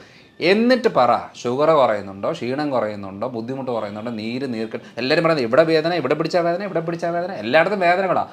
ചോറ് കുറയ്ക്ക്, അരിയുടെ സാധനം കുറയ്ക്ക്, ആ നീർക്കെട്ടും മാറും. പക്ഷെ നമ്മൾ എന്ത് ചെയ്യും, എളുപ്പപ്പണിയിൽ വേദനയ്ക്ക് നീരിനും മരുന്നെടുക്കും. എത്ര നാളെടുക്കും? മരണം വരെ. അപ്പോൾ ഈ ഒരു കാര്യങ്ങൾ ആണ് ആ ഒരു മെത്തഡ് നമ്മൾ പറഞ്ഞു കൊടുത്ത് ശരീരത്തിനൊന്ന് ഓർഡറാക്കി എടുക്കാനുള്ള കുറച്ച് മരുന്നുകളോ സപ്ലിമെൻറ്റ്സോ കുറച്ച് കാര്യങ്ങളൊക്കെ ചെയ്ത് കൊടുത്ത് അവരുടെ ലൈഫ് സ്റ്റൈൽ രീതികളിൽ അവരുടെ ജോലിയും അവരുടെ വീട്ടിലെ സാഹചര്യത്തിനനുസരിച്ച് മാറ്റം വരുത്തി കൊടുക്കുമ്പോഴാണ് ഐഡിയ കിട്ടുന്നത്. അല്ലാതെ മരുന്ന് കഴിച്ചിട്ട് തുമ്മൽ മാറിയ കേസുണ്ടോ? മരുന്ന് കഴിക്കും, തുമ്മൽ കുറയും, നിർത്തുമ്പോൾ തുമ്മലുണ്ടാവും. ഷുഗറിന് ഗുളിക കഴിച്ച് ഷുഗർ കുറയും, നിർത്തുമ്പം വീണ്ടും കൂടും. തൈറോയിഡിന് ഗുളിക എടുക്കുമ്പോൾ തൈറോയിഡ് കുറയും, നിർത്തുമ്പം വീണ്ടും കൂടും. കൊളസ്ട്രോളിന് ഗുളിക എടുക്കുമ്പോൾ കൊളസ്ട്രോൾ കുറയും, നിർത്തുമ്പം വീണ്ടും കൂടും. കാരണം എന്താ, ഇവിടെ സംഭവം ഒന്നും ശരിയാകുന്നില്ല. പ്രശ്നം ഉണ്ടാകുന്നതെല്ലാം കുറച്ച് കൊണ്ടുപോയിക്കൊണ്ടിരിക്കുകയാണ്. അപ്പം റൂട്ട് കോസ് മനസ്സിലാക്കി ക്ലിയർ ആക്കി കഴിഞ്ഞാൽ ഈസി ആയിട്ട് നിസ്സാരമായിട്ട് ക്ലിയർ ആക്കുന്ന കുറച്ച് കാര്യങ്ങളാണ്. അതാണ് ഇപ്പോൾ ഞാൻ കാലങ്ങളായിട്ട് ചെയ്തുകൊണ്ടിരിക്കുന്നൊരു രീതി. ഇതാണ് നമ്മൾ ഭക്ഷണക്രമത്തിൽ മനസ്സിലാക്കേണ്ട ഒരു കാര്യം. അപ്പോൾ നമ്മൾ ഈ ചിക്കനും ബീഫ് കഴിക്കുന്ന സമയത്ത് കൊളസ്ട്രോൾ കൂടുമെന്ന് പറയുന്നതിൽ എന്താണ് ശരിക്കും? ശരിയാ, നമ്മളിപ്പം റെഡ് മീറ്റ്സ് അത്ര നല്ലതല്ല കണ്ടിന്യൂസ് ആയിട്ട് എടുക്കുന്നത്. പക്ഷേ ഈ പറഞ്ഞ വറുത്ത് കോരി എടുക്കുന്ന അളവിലാണ് നമുക്ക് ഏറ്റവും കൂടുതൽ പ്രശ്നം വരുന്നത്. പക്ഷേ നമ്മളിപ്പോൾ ഒരു ബീഫ് കറി അല്ലെങ്കിൽ ബീഫ് കുറച്ച് വഴറ്റി ഒലത്തി എടുക്കുന്ന രീതിയിലേക്ക് വന്നു കഴിഞ്ഞാൽ വലിയ കുഴപ്പമില്ല. പിന്നെ ഈ ഗ്രിൽഡായിട്ട് കൂടുതൽ എടുക്കുമ്പോൾ നമുക്ക് പലപ്പോഴും ഈ ഗ്രിൽഡ് ഐറ്റംസ് ആൽഫാം ബാർബിക്യൂ എന്ന് പറയുമ്പോൾ അടുപ്പിച്ച് കുറേ നാൾ എടുക്കുമ്പം അത് കോളോൺ ക്യാൻസർ റിലേറ്റഡ് ആയിട്ടുള്ള പ്രശ്നങ്ങൾ ഉണ്ടാക്കാനുള്ള സാധ്യത കൂടുതലാണ്. അപ്പം ഞാനും ബീഫും പോർക്ക് അല്ലെങ്കിൽ മട്ടൺ അങ്ങനെ കഴിക്കുന്ന ഒരാളാണ്. ചിക്കൻ എന്ന് പറയുന്ന വൈറ്റ് മീറ്റാണ്, ബാക്കിയെല്ലാം ഒരു റെഡ് മീറ്റാണ്. അപ്പം വൈറ്റ് മീറ്റ്സ് ആണ് കമ്പാരിറ്റീവ്ലി ബെറ്റർ. പക്ഷേ ഈ ചിക്കൻ ആണെങ്കിലും വറുത്ത് കോരി എടുക്കുമ്പോഴാണ് പ്രശ്നം. അല്ലാതെ നോർമലായിട്ട് കഴിക്കുന്ന ഗ്രില്ലായിട്ടോ അല്ലെങ്കിൽ വഴറ്റിയെടുക്കുകയോ കറി വെക്കുകയോ പെരളനാക്കുകയോ അങ്ങനെ കഴിക്കുന്നത് കൊണ്ട് വലിയ കുഴപ്പമില്ല. പക്ഷെ അത് ഒരു ഡെയിലി യൂസിലേക്ക് വരുമ്പോൾ നമ്മുടെ ശരീരത്തിന് പറ്റുമോ ഇല്ലയോ എന്ന് നോക്കാതെ നമ്മൾ സപ്ലൈ ചെയ്തുകൊണ്ടിരിക്കുമ്പോൾ മാത്രമാണ് പ്രശ്നം. ഇപ്പം ഫോർ എക്സാമ്പിൾ നമ്മൾ റെഡ് മീറ്റ്സ് അല്ലെന്നുണ്ടെങ്കിൽ ചിക്കൻ, ഫിഷ് അങ്ങനെ അല്ലെങ്കിൽ പയറുപരിപ്പ് വർഗ്ഗങ്ങൾ കഴിക്കുന്നതിൻ്റെ ഭാഗമായിട്ട് നമ്മൾ ഇടയ്ക്കൊരു ചെക്ക് ചെയ്ത് നോക്കണം. യൂറിക് ആസിഡ് കൂടുന്നുണ്ടോ, ക്രിയാറ്റിൻ കൂടുന്നുണ്ടോ, ജോയിൻസിനൊക്കെ വേദനയുണ്ടോ, സ്കിന്നിന് ഇറിറ്റേഷൻ ഉണ്ടോ, ഗ്യാസ് ആവുന്നുണ്ടോ, ആ നോക്കിയിട്ട് വേണം തീരുമാനിക്കാൻ എനിക്കിത് കഴിക്കാൻ പാടില്ലയോ എന്നുള്ളത്. കാരണം എന്ന് വെച്ചാൽ എൻ്റെ അടുത്തുള്ള ആൾ കഴിക്കുന്നു എന്ന് പറഞ്ഞാൽ നമ്മൾ കഴിക്കാൻ പറ്റത്തില്ല. അതുകൊണ്ട് പൊതുവേ ഇത് നല്ലത് മോശം എന്നുള്ളതില്ല. ഉണ്ടാക്കുന്ന രീതികൾ, കഴിക്കുന്ന രീതികൾ, ശരീരപ്രകൃതത്തിനനുസരിച്ചുള്ള അളവ്, ഇതൊക്കെയാണ് വളരെ ഇമ്പോർട്ടൻറ്റ്. ഇപ്പോൾ നമ്മൾ ജിമ്മിൽ പോകുന്നു, 10 പേര് ജിമ്മിൽ പോകുന്നു. ഈ 10 പേരിൽ ജിം ഇൻസ്ട്രക്ടർ പറയുന്നത് എന്താ? ജിം വർക്കൗട്ട് ചെയ്യുക, പ്രോട്ടീൻ പൗഡർ കഴിക്കുക, നന്നായിട്ട് മുട്ടയും ചിക്കനും കാര്യങ്ങളൊക്കെ കഴിക്കുക എന്ന് പറയും. പക്ഷേ ഇതിനകത്ത് ഏറ്റവും കൂടുതൽ ശ്രദ്ധിക്കേണ്ടത് എന്താ? ഈ 10 പേരിൽ എല്ലാവരുടെയും മാതാപിതാക്കൾ, അതായത് പേരൻസിൻ്റെ അവരുടെ കിഡ്നി ഹെൽത്ത് ഓക്കെ ആണോ, ഡയബറ്റിക് ഉള്ളവരാണോ? അപ്പം കൂടുതൽ ആൾക്കാരുടെ നമ്മൾ ശ്രദ്ധിക്കേണ്ടത് അപ്പനും അമ്മയ്ക്ക് ക്രിയാറ്റിൻ ലെവൽ കൂടുവോ, കിഡ്നി ഫെയിലിയർ വന്ന് മരിക്കുവോ, അറ്റാക്ക് വന്ന് മരിക്കുവോ ഒക്കെ ഉള്ള ആളുകളുടെ മക്കൾക്കും ആ ടെൻഡൻസി കൂടുതലാണ്. അപ്പോൾ ഇവർ ഈ പറയുന്ന പോലത്തെ രീതിയിൽ ചിക്കനും ഫിഷും അല്ലെന്നുണ്ടെങ്കിൽ പ്രോട്ടീൻ പൗഡറുകളും മുട്ടയും അങ്ങനെ കൂടുതൽ എടുത്തു കഴിഞ്ഞാൽ കിഡ്നി ഫെയിലിയർ ആവും. അപ്പോൾ ഇത് മനസ്സിലാക്കണമെന്നുണ്ടെങ്കിൽ നമ്മൾക്ക് പറ്റുമോ ഇല്ലയോ എന്നുള്ളതാണ് അറിയേണ്ടത്. അല്ലാതെ ഇപ്പം ഒരു സാധാരണ തെറ്റിദ്ധാരണ എന്നറിയോ, മുട്ട കഴിച്ചാൽ കൊളസ്ട്രോൾ, പ്രത്യേകിച്ച് മുട്ടയുടെ മഞ്ഞ, ഈ മഞ്ഞക്കറി കഴിക്കുമ്പോൾ കൊളസ്ട്രോൾ ഉണ്ടാകും എന്ന് പറയുന്നത്, ഇപ്പം ഞാൻ 10-11 കൊല്ലമായിട്ട് ഒരു ദിവസം മിനിമം 3-4 മുട്ട കഴിക്കും ഒരു ദിവസം. അപ്പോൾ എൻ്റെ വീട്ടിൽ ഏറ്റവും കൂടുതൽ ചിലവ് വരുന്ന ഒരു ആഹാരവസ്തുവാണ് മുട്ട. കാരണം ഞാൻ ട്രേയിലാണ് കൊണ്ടുവരുന്നത്, 4-5 ട്രേ ആണ് ഒരാഴ്ചത്തേക്ക് കൊണ്ടുവരുന്നത്. കാരണം എൻ്റെ വീട്ടിൽ എല്ലാവരും മുട്ട കഴിക്കുന്നവരാണ്. എൻ്റെ വീട്ടിൽ അങ്ങനെ അരിക്ക് ഉപയോഗമില്ല അധികം, പക്ഷേ മുട്ട കൂടുതൽ കഴിക്കും.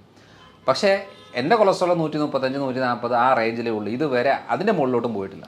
അപ്പോൾ ഞാൻ പറഞ്ഞു വന്നതെന്നു വെച്ചാൽ, മുട്ട കഴിച്ചിട്ടാണ് കൊളസ്ട്രോൾ ഉണ്ടാകുന്നതെങ്കിൽ വെറുതെ പുല്ല് തിന്നുന്ന പശുവിൻ്റെ ശരീരത്തിൽ എന്തോരം കൊളസ്ട്രോൾ, എന്തോരം കൊഴുപ്പ്, പാല് നിറയെ കൊഴുപ്പ്, ശരീരത്തിലും കൊഴുപ്പ്. പോത്തിറച്ചി കഴിച്ചാൽ കൊളസ്ട്രോൾ വരുന്നതിൻ്റെ പറഞ്ഞാൽ പോത്ത് എന്താണ്, മുട്ട കഴിച്ചിട്ടാണോ കൊളസ്ട്രോൾ ഉണ്ടായത്?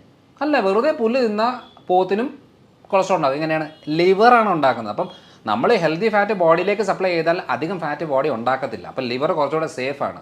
നമ്മൾ എന്ത് ചെയ്യുന്നു, ഇത് കൊഴുപ്പ് എന്ന് പറഞ്ഞാൽ മാറ്റി വെച്ച് നമ്മളുള്ള കാർബോഹൈഡ്രേറ്റ് മൊത്തം കഴിക്കുമ്പോൾ 3 ദോശ കഴിച്ചാൽ 1 ദോശ ഉപയോഗിക്കും, 2 ദോശ കൊഴുപ്പാക്കി ലിവർ കയറ്റി വെക്കും.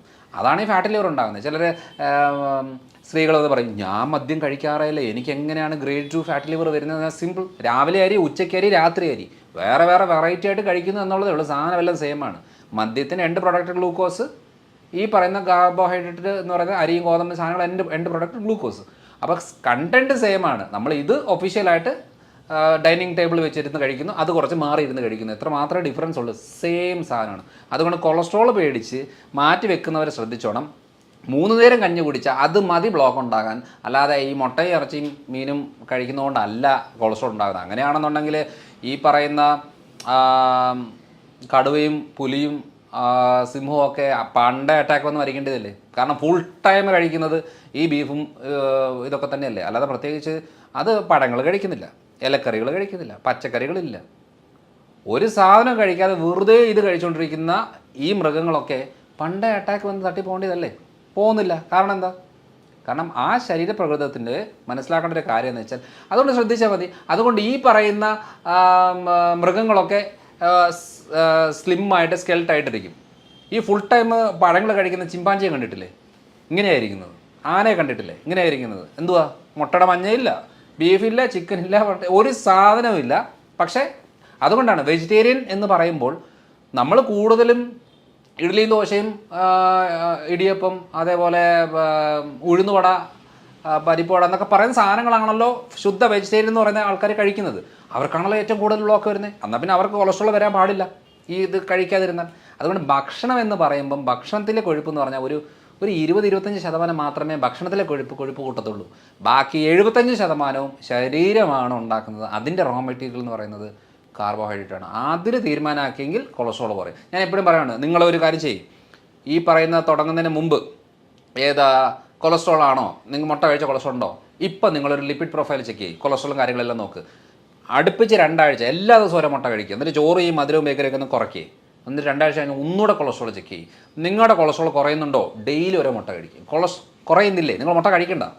അങ്ങനെയാണ് തീരുമാനിക്കേണ്ടത്. അല്ലാതെ പൊതുവേ ബീഫിന് പ്രശ്നമാണ്, പോത്ത് പ്രശ്നമാണ്, അല്ലെങ്കിൽ ചിക്കൻ പ്രശ്നമാണ്, മുട്ട പ്രശ്നമാണ് എന്ന് പറഞ്ഞ് വെച്ചിരിക്കുക. അതൊക്കെ വറുത്ത് കോരി അതിനെ വല്ലാത്ത രീതിയിൽ ആക്കി എടുക്കുമ്പോൾ മാത്രമേ പ്രശ്നമുള്ളൂ. അല്ലാതെ ഇതൊന്നും ഒരു പ്രശ്നമല്ല. ഇതൊക്കെ നമുക്ക് നിസ്സാരമായിട്ട് നമ്മുടെ ഈ വിശ്വാസവും ശരീരവും തമ്മിൽ യാതൊരു ബന്ധവുമില്ല. വിശ്വാസം എന്തും ആയിക്കോട്ടെ, എനിക്കത് ഈ മതഗ്രന്ഥത്തിൽ ഇത് കഴിക്കാൻ പാടില്ല, ഓക്കെ, കഴിക്കണ്ട. പക്ഷേ ശരീരത്തിന് പാടുണ്ടോ ഇല്ലയോ എന്നുള്ളത് നോക്കേണ്ട ആവശ്യമില്ല. കാരണം എന്ന് വെച്ചാൽ ശരീരത്തിന് ആവശ്യം പാമ്പിനെ കഴിച്ചാലും ശരീരം നോക്കുന്നത് പ്രോട്ടീനും ഫാറ്റും ഒക്കെ ആയിട്ടാണ്. അല്ലാതെ നമുക്കത് ഇഷ്ടമുണ്ടോ ഇഷ്ടമില്ല എന്നുള്ളത് രണ്ടാമത്തെ കാര്യം. ശരീരത്തിന് എല്ലാം സെയിമാണ്. ഇതാണ് മെയിനായിട്ടും ഫുഡിൽ നമ്മൾ ശ്രദ്ധിക്കേണ്ടത്. അപ്പോൾ പൊതുവിൽ സാറെടുത്ത് കൂടുതലായിട്ട് വരുന്നൊരു കേസുകൾ എന്ത് ടൈപ്പ് ഓഫ് കേസ് ആയിരിക്കും? നമ്മളിപ്പോൾ പല കേസുകൾ ഇങ്ങനെ ഡിസ്കസ് ചെയ്ത് ഇങ്ങനെ വന്നു. അപ്പോൾ ഏറ്റവും കൂടുതലായിട്ട് കണ്ടുവരുന്നത് എന്താണ്? ചിലപ്പം വരുന്ന പേഷ്യൻ്റ് തന്നെ ഇന്ന കേസിലേക്ക് മാറുന്നുണ്ടാവും. വരുന്ന ഒരു അസുഖത്തിനായിരിക്കും, അത് നോക്കുന്നേരം റൂട്ട് കോസ് കണ്ടെത്തുമ്പോൾ വേറെ എത്തും. ഞാൻ ലൈഫ് സ്റ്റൈൽ ഡിസീസിൽ പ്രമേഹമാണല്ലോ വളരെ കോമൺ ആയിട്ട് വരുന്നത്. പക്ഷേ എൻ്റെ മേഖലയായിട്ട് ഞാൻ കരുതുന്നത് തൈറോയ്ഡാണ്. കാരണം വേറൊന്നുമല്ല, എനിക്ക് തൈറോയ്ഡ് ചികിത്സിക്കാൻ ഇഷ്ടമുണ്ടായിട്ടല്ല തൈറോയ്ഡ് എന്ന് പറയുന്നത്. പക്ഷേ പ്രമേഹമുള്ള ആളുകൾക്കും BP ഉള്ളവർക്കും സ്കിന്നിൻ്റെ പ്രശ്നമുള്ളവർക്കും ടെൻഷൻ ഉള്ളവർക്കും നെഞ്ചിടിപ്പുള്ളവർക്കും അതേപോലെ മുടി കൊഴിച്ചിലുള്ളവർ, താരന്, ദഹന പ്രശ്നങ്ങൾ, കോൺസ്റ്റിപ്പേഷൻ ബുദ്ധിമുട്ടുകൾ, ടയർഡ്നെസ്, ടെൻഷന്, ഇതെല്ലാത്തിൻ്റെയും നമ്മൾ റൂട്ട് കോസ് ചെക്ക് ചെയ്ത് വരുമ്പോഴത്തേനും തൈറോയ്ഡിലാണ് വന്ന് നിൽക്കുന്നത്. കാരണം വേറൊന്നുമല്ല, ഈ പറയുന്ന പ്രശ്നങ്ങൾക്ക് അവർ കാലങ്ങളായിട്ട് മരുന്നെടുക്കുന്നവരാ. ഇപ്പോൾ എൻ്റെ അടുത്ത് ആരെങ്കിലും വരുന്ന ആൾക്കാരോട് എന്നോട് പറയാണ്, ഡോക്ടറെ എനിക്ക് തുമ്മലാണ്, 10 കൊല്ലമായിട്ട് തുമ്മലാണ്, മരുന്നെടുക്കുമ്പം കുറയും പിന്നെയും വരും. അപ്പോൾ എൻ്റെ മനസ്സിൽ സഡൻ കണക്റ്റായി പോകുന്നത് തൈറോയ്ഡാണ്. കാരണം എന്ന് വെച്ചാൽ ഇത് പറയാൻ കാരണം, ഇത് മെഡിക്കൽ ടെക്സ്റ്റിൽ അങ്ങനെ ഒരു എക്സ്പ്ലനേഷൻ ഇല്ല. മെഡിക്കൽ ടെക്സ്റ്റിൽ നമ്മളൊരു തുമ്മൽ എന്ന് പറയുമ്പോൾ ഒരു അലർജിക് റിലേറ്റഡ് ആയിട്ടാണ് നമ്മൾ ഫോക്കസ് ചെയ്യുന്നത്. അതേപോലെ സ്കിന്നിലൊരു ചൊറിച്ചിൽ, കുരുക്കൾ, പാടുകൾ എന്നൊക്കെ വരുമ്പോൾ മെഡിക്കൽ ടെക്സ്റ്റിൽ ഫോക്കസ് ചെയ്യുന്നത് സ്കിൻ റിലേറ്റഡ് ആയിട്ടുള്ള കണ്ടീഷനാണ്. അതേപോലെ യൂട്രസിലെ മുഴ, ബ്ലീഡിങ് റിലേറ്റഡ് പ്രശ്നം ഉണ്ടെന്നുണ്ടെങ്കിൽ ഗൈനക് റിലേറ്റഡ് ആയിട്ടാണ് മെഡിക്കൽ ടെക്സ്റ്റിൽ പറയുന്നത്. പക്ഷേ തൈറോയ്ഡ് ഉള്ളവർക്കാണ് ഏറ്റവും കൂടുതൽ ഈ ബ്ലീഡിങ് റിലേറ്റഡ് പ്രശ്നം വരുന്നത്. നമ്മളിവിടെ DNC ചെയ്തും യൂട്രൈൻ വാഷും ചെയ്തും സർജറിയും ചെയ്തും ഹിസ്റ്ററക്ടമിയും ചെയ്തും നടന്നാലും ആ പ്രശ്നങ്ങൾ മാറാത്തതിൻ്റെ മെയിൻ കാര്യം എന്ന് പറയുന്നത് റൂട്ട് കോസ് വേറെ കിടക്കുന്നതുകൊണ്ടാണ്. അപ്പോൾ ഇത് പറയാനായിട്ടൊരു കാരണം കൂടെ ഉണ്ട്. തൈറോയ്ഡിൻ്റെ ഒരു പ്രത്യേകത എന്ന് വെച്ചാൽ, ഇത് എന്തുകൊണ്ടാണ്, എന്നോട് പലരും ചോദിച്ചിട്ടുണ്ട്, അതെന്തുകൊണ്ടാണ് മറ്റു ആളുകൾ ഇതിൽ ഇങ്ങനെ പറയാത്തത്? ഡോക്ടർ മാത്രം എന്തിനാണ് ഈ തൈറോയ്ഡിലേക്ക് എല്ലാ കാര്യവും ഈ തൈറോയ്ഡിലേക്ക് പോകുന്നത്? ടെൻഷൻ എന്ന് പറഞ്ഞ ഉടനെ തൈറോയ്ഡ് പറയുന്നു, സ്കിന്നിൻ്റെ പ്രശ്നം എന്ന് പറഞ്ഞാൽ തൈറോയ്ഡ് പറഞ്ഞു. എന്തുകൊണ്ടാണ് മറ്റു ഡോക്ടേഴ്സോ അല്ലെ മറ്റു ആളുകളോ ഇത് പറയാത്തത് എന്ന് ചോദിക്കുന്നതിൻ്റെ മെയിൻ കാര്യം കൂടെ ഞാൻ പറയാം. ഞാൻ സ്ഥിരം കേൾക്കുന്നൊരു ചോദ്യം ആയതുകൊണ്ട് പറയുകയാണ്. അതായത് ഇത് എൻ്റെ ഒരു എക്സ്പീരിയൻസ് ആണ്, അല്ലാതെ ഞാൻ ഒരു ബുക്കിൽ പഠിച്ചു, കോളേജിൽ പോയി പഠിച്ചു എന്നുള്ളതല്ല. കാരണം ആ ടെക്സ്റ്റ് ബുക്കുകളിൽ അങ്ങനെ ഇല്ല, മെഡിക്കൽ ടെക്സ്റ്റിൽ അങ്ങനെ ഇല്ല. കാരണം 5.5 കൊല്ലം പഠിച്ചിട്ട് ഞാൻ ഇതുവരെ കേട്ടിട്ടില്ല തൈറോയ്ഡുകാർക്ക് ഗ്ലൂട്ടൻ പാടില്ല എന്നുള്ളത്. കാരണം ആ ടെക്സ്റ്റ് ബുക്കിൽ അങ്ങനെ ഒരു സംഭവമേ ഇല്ല.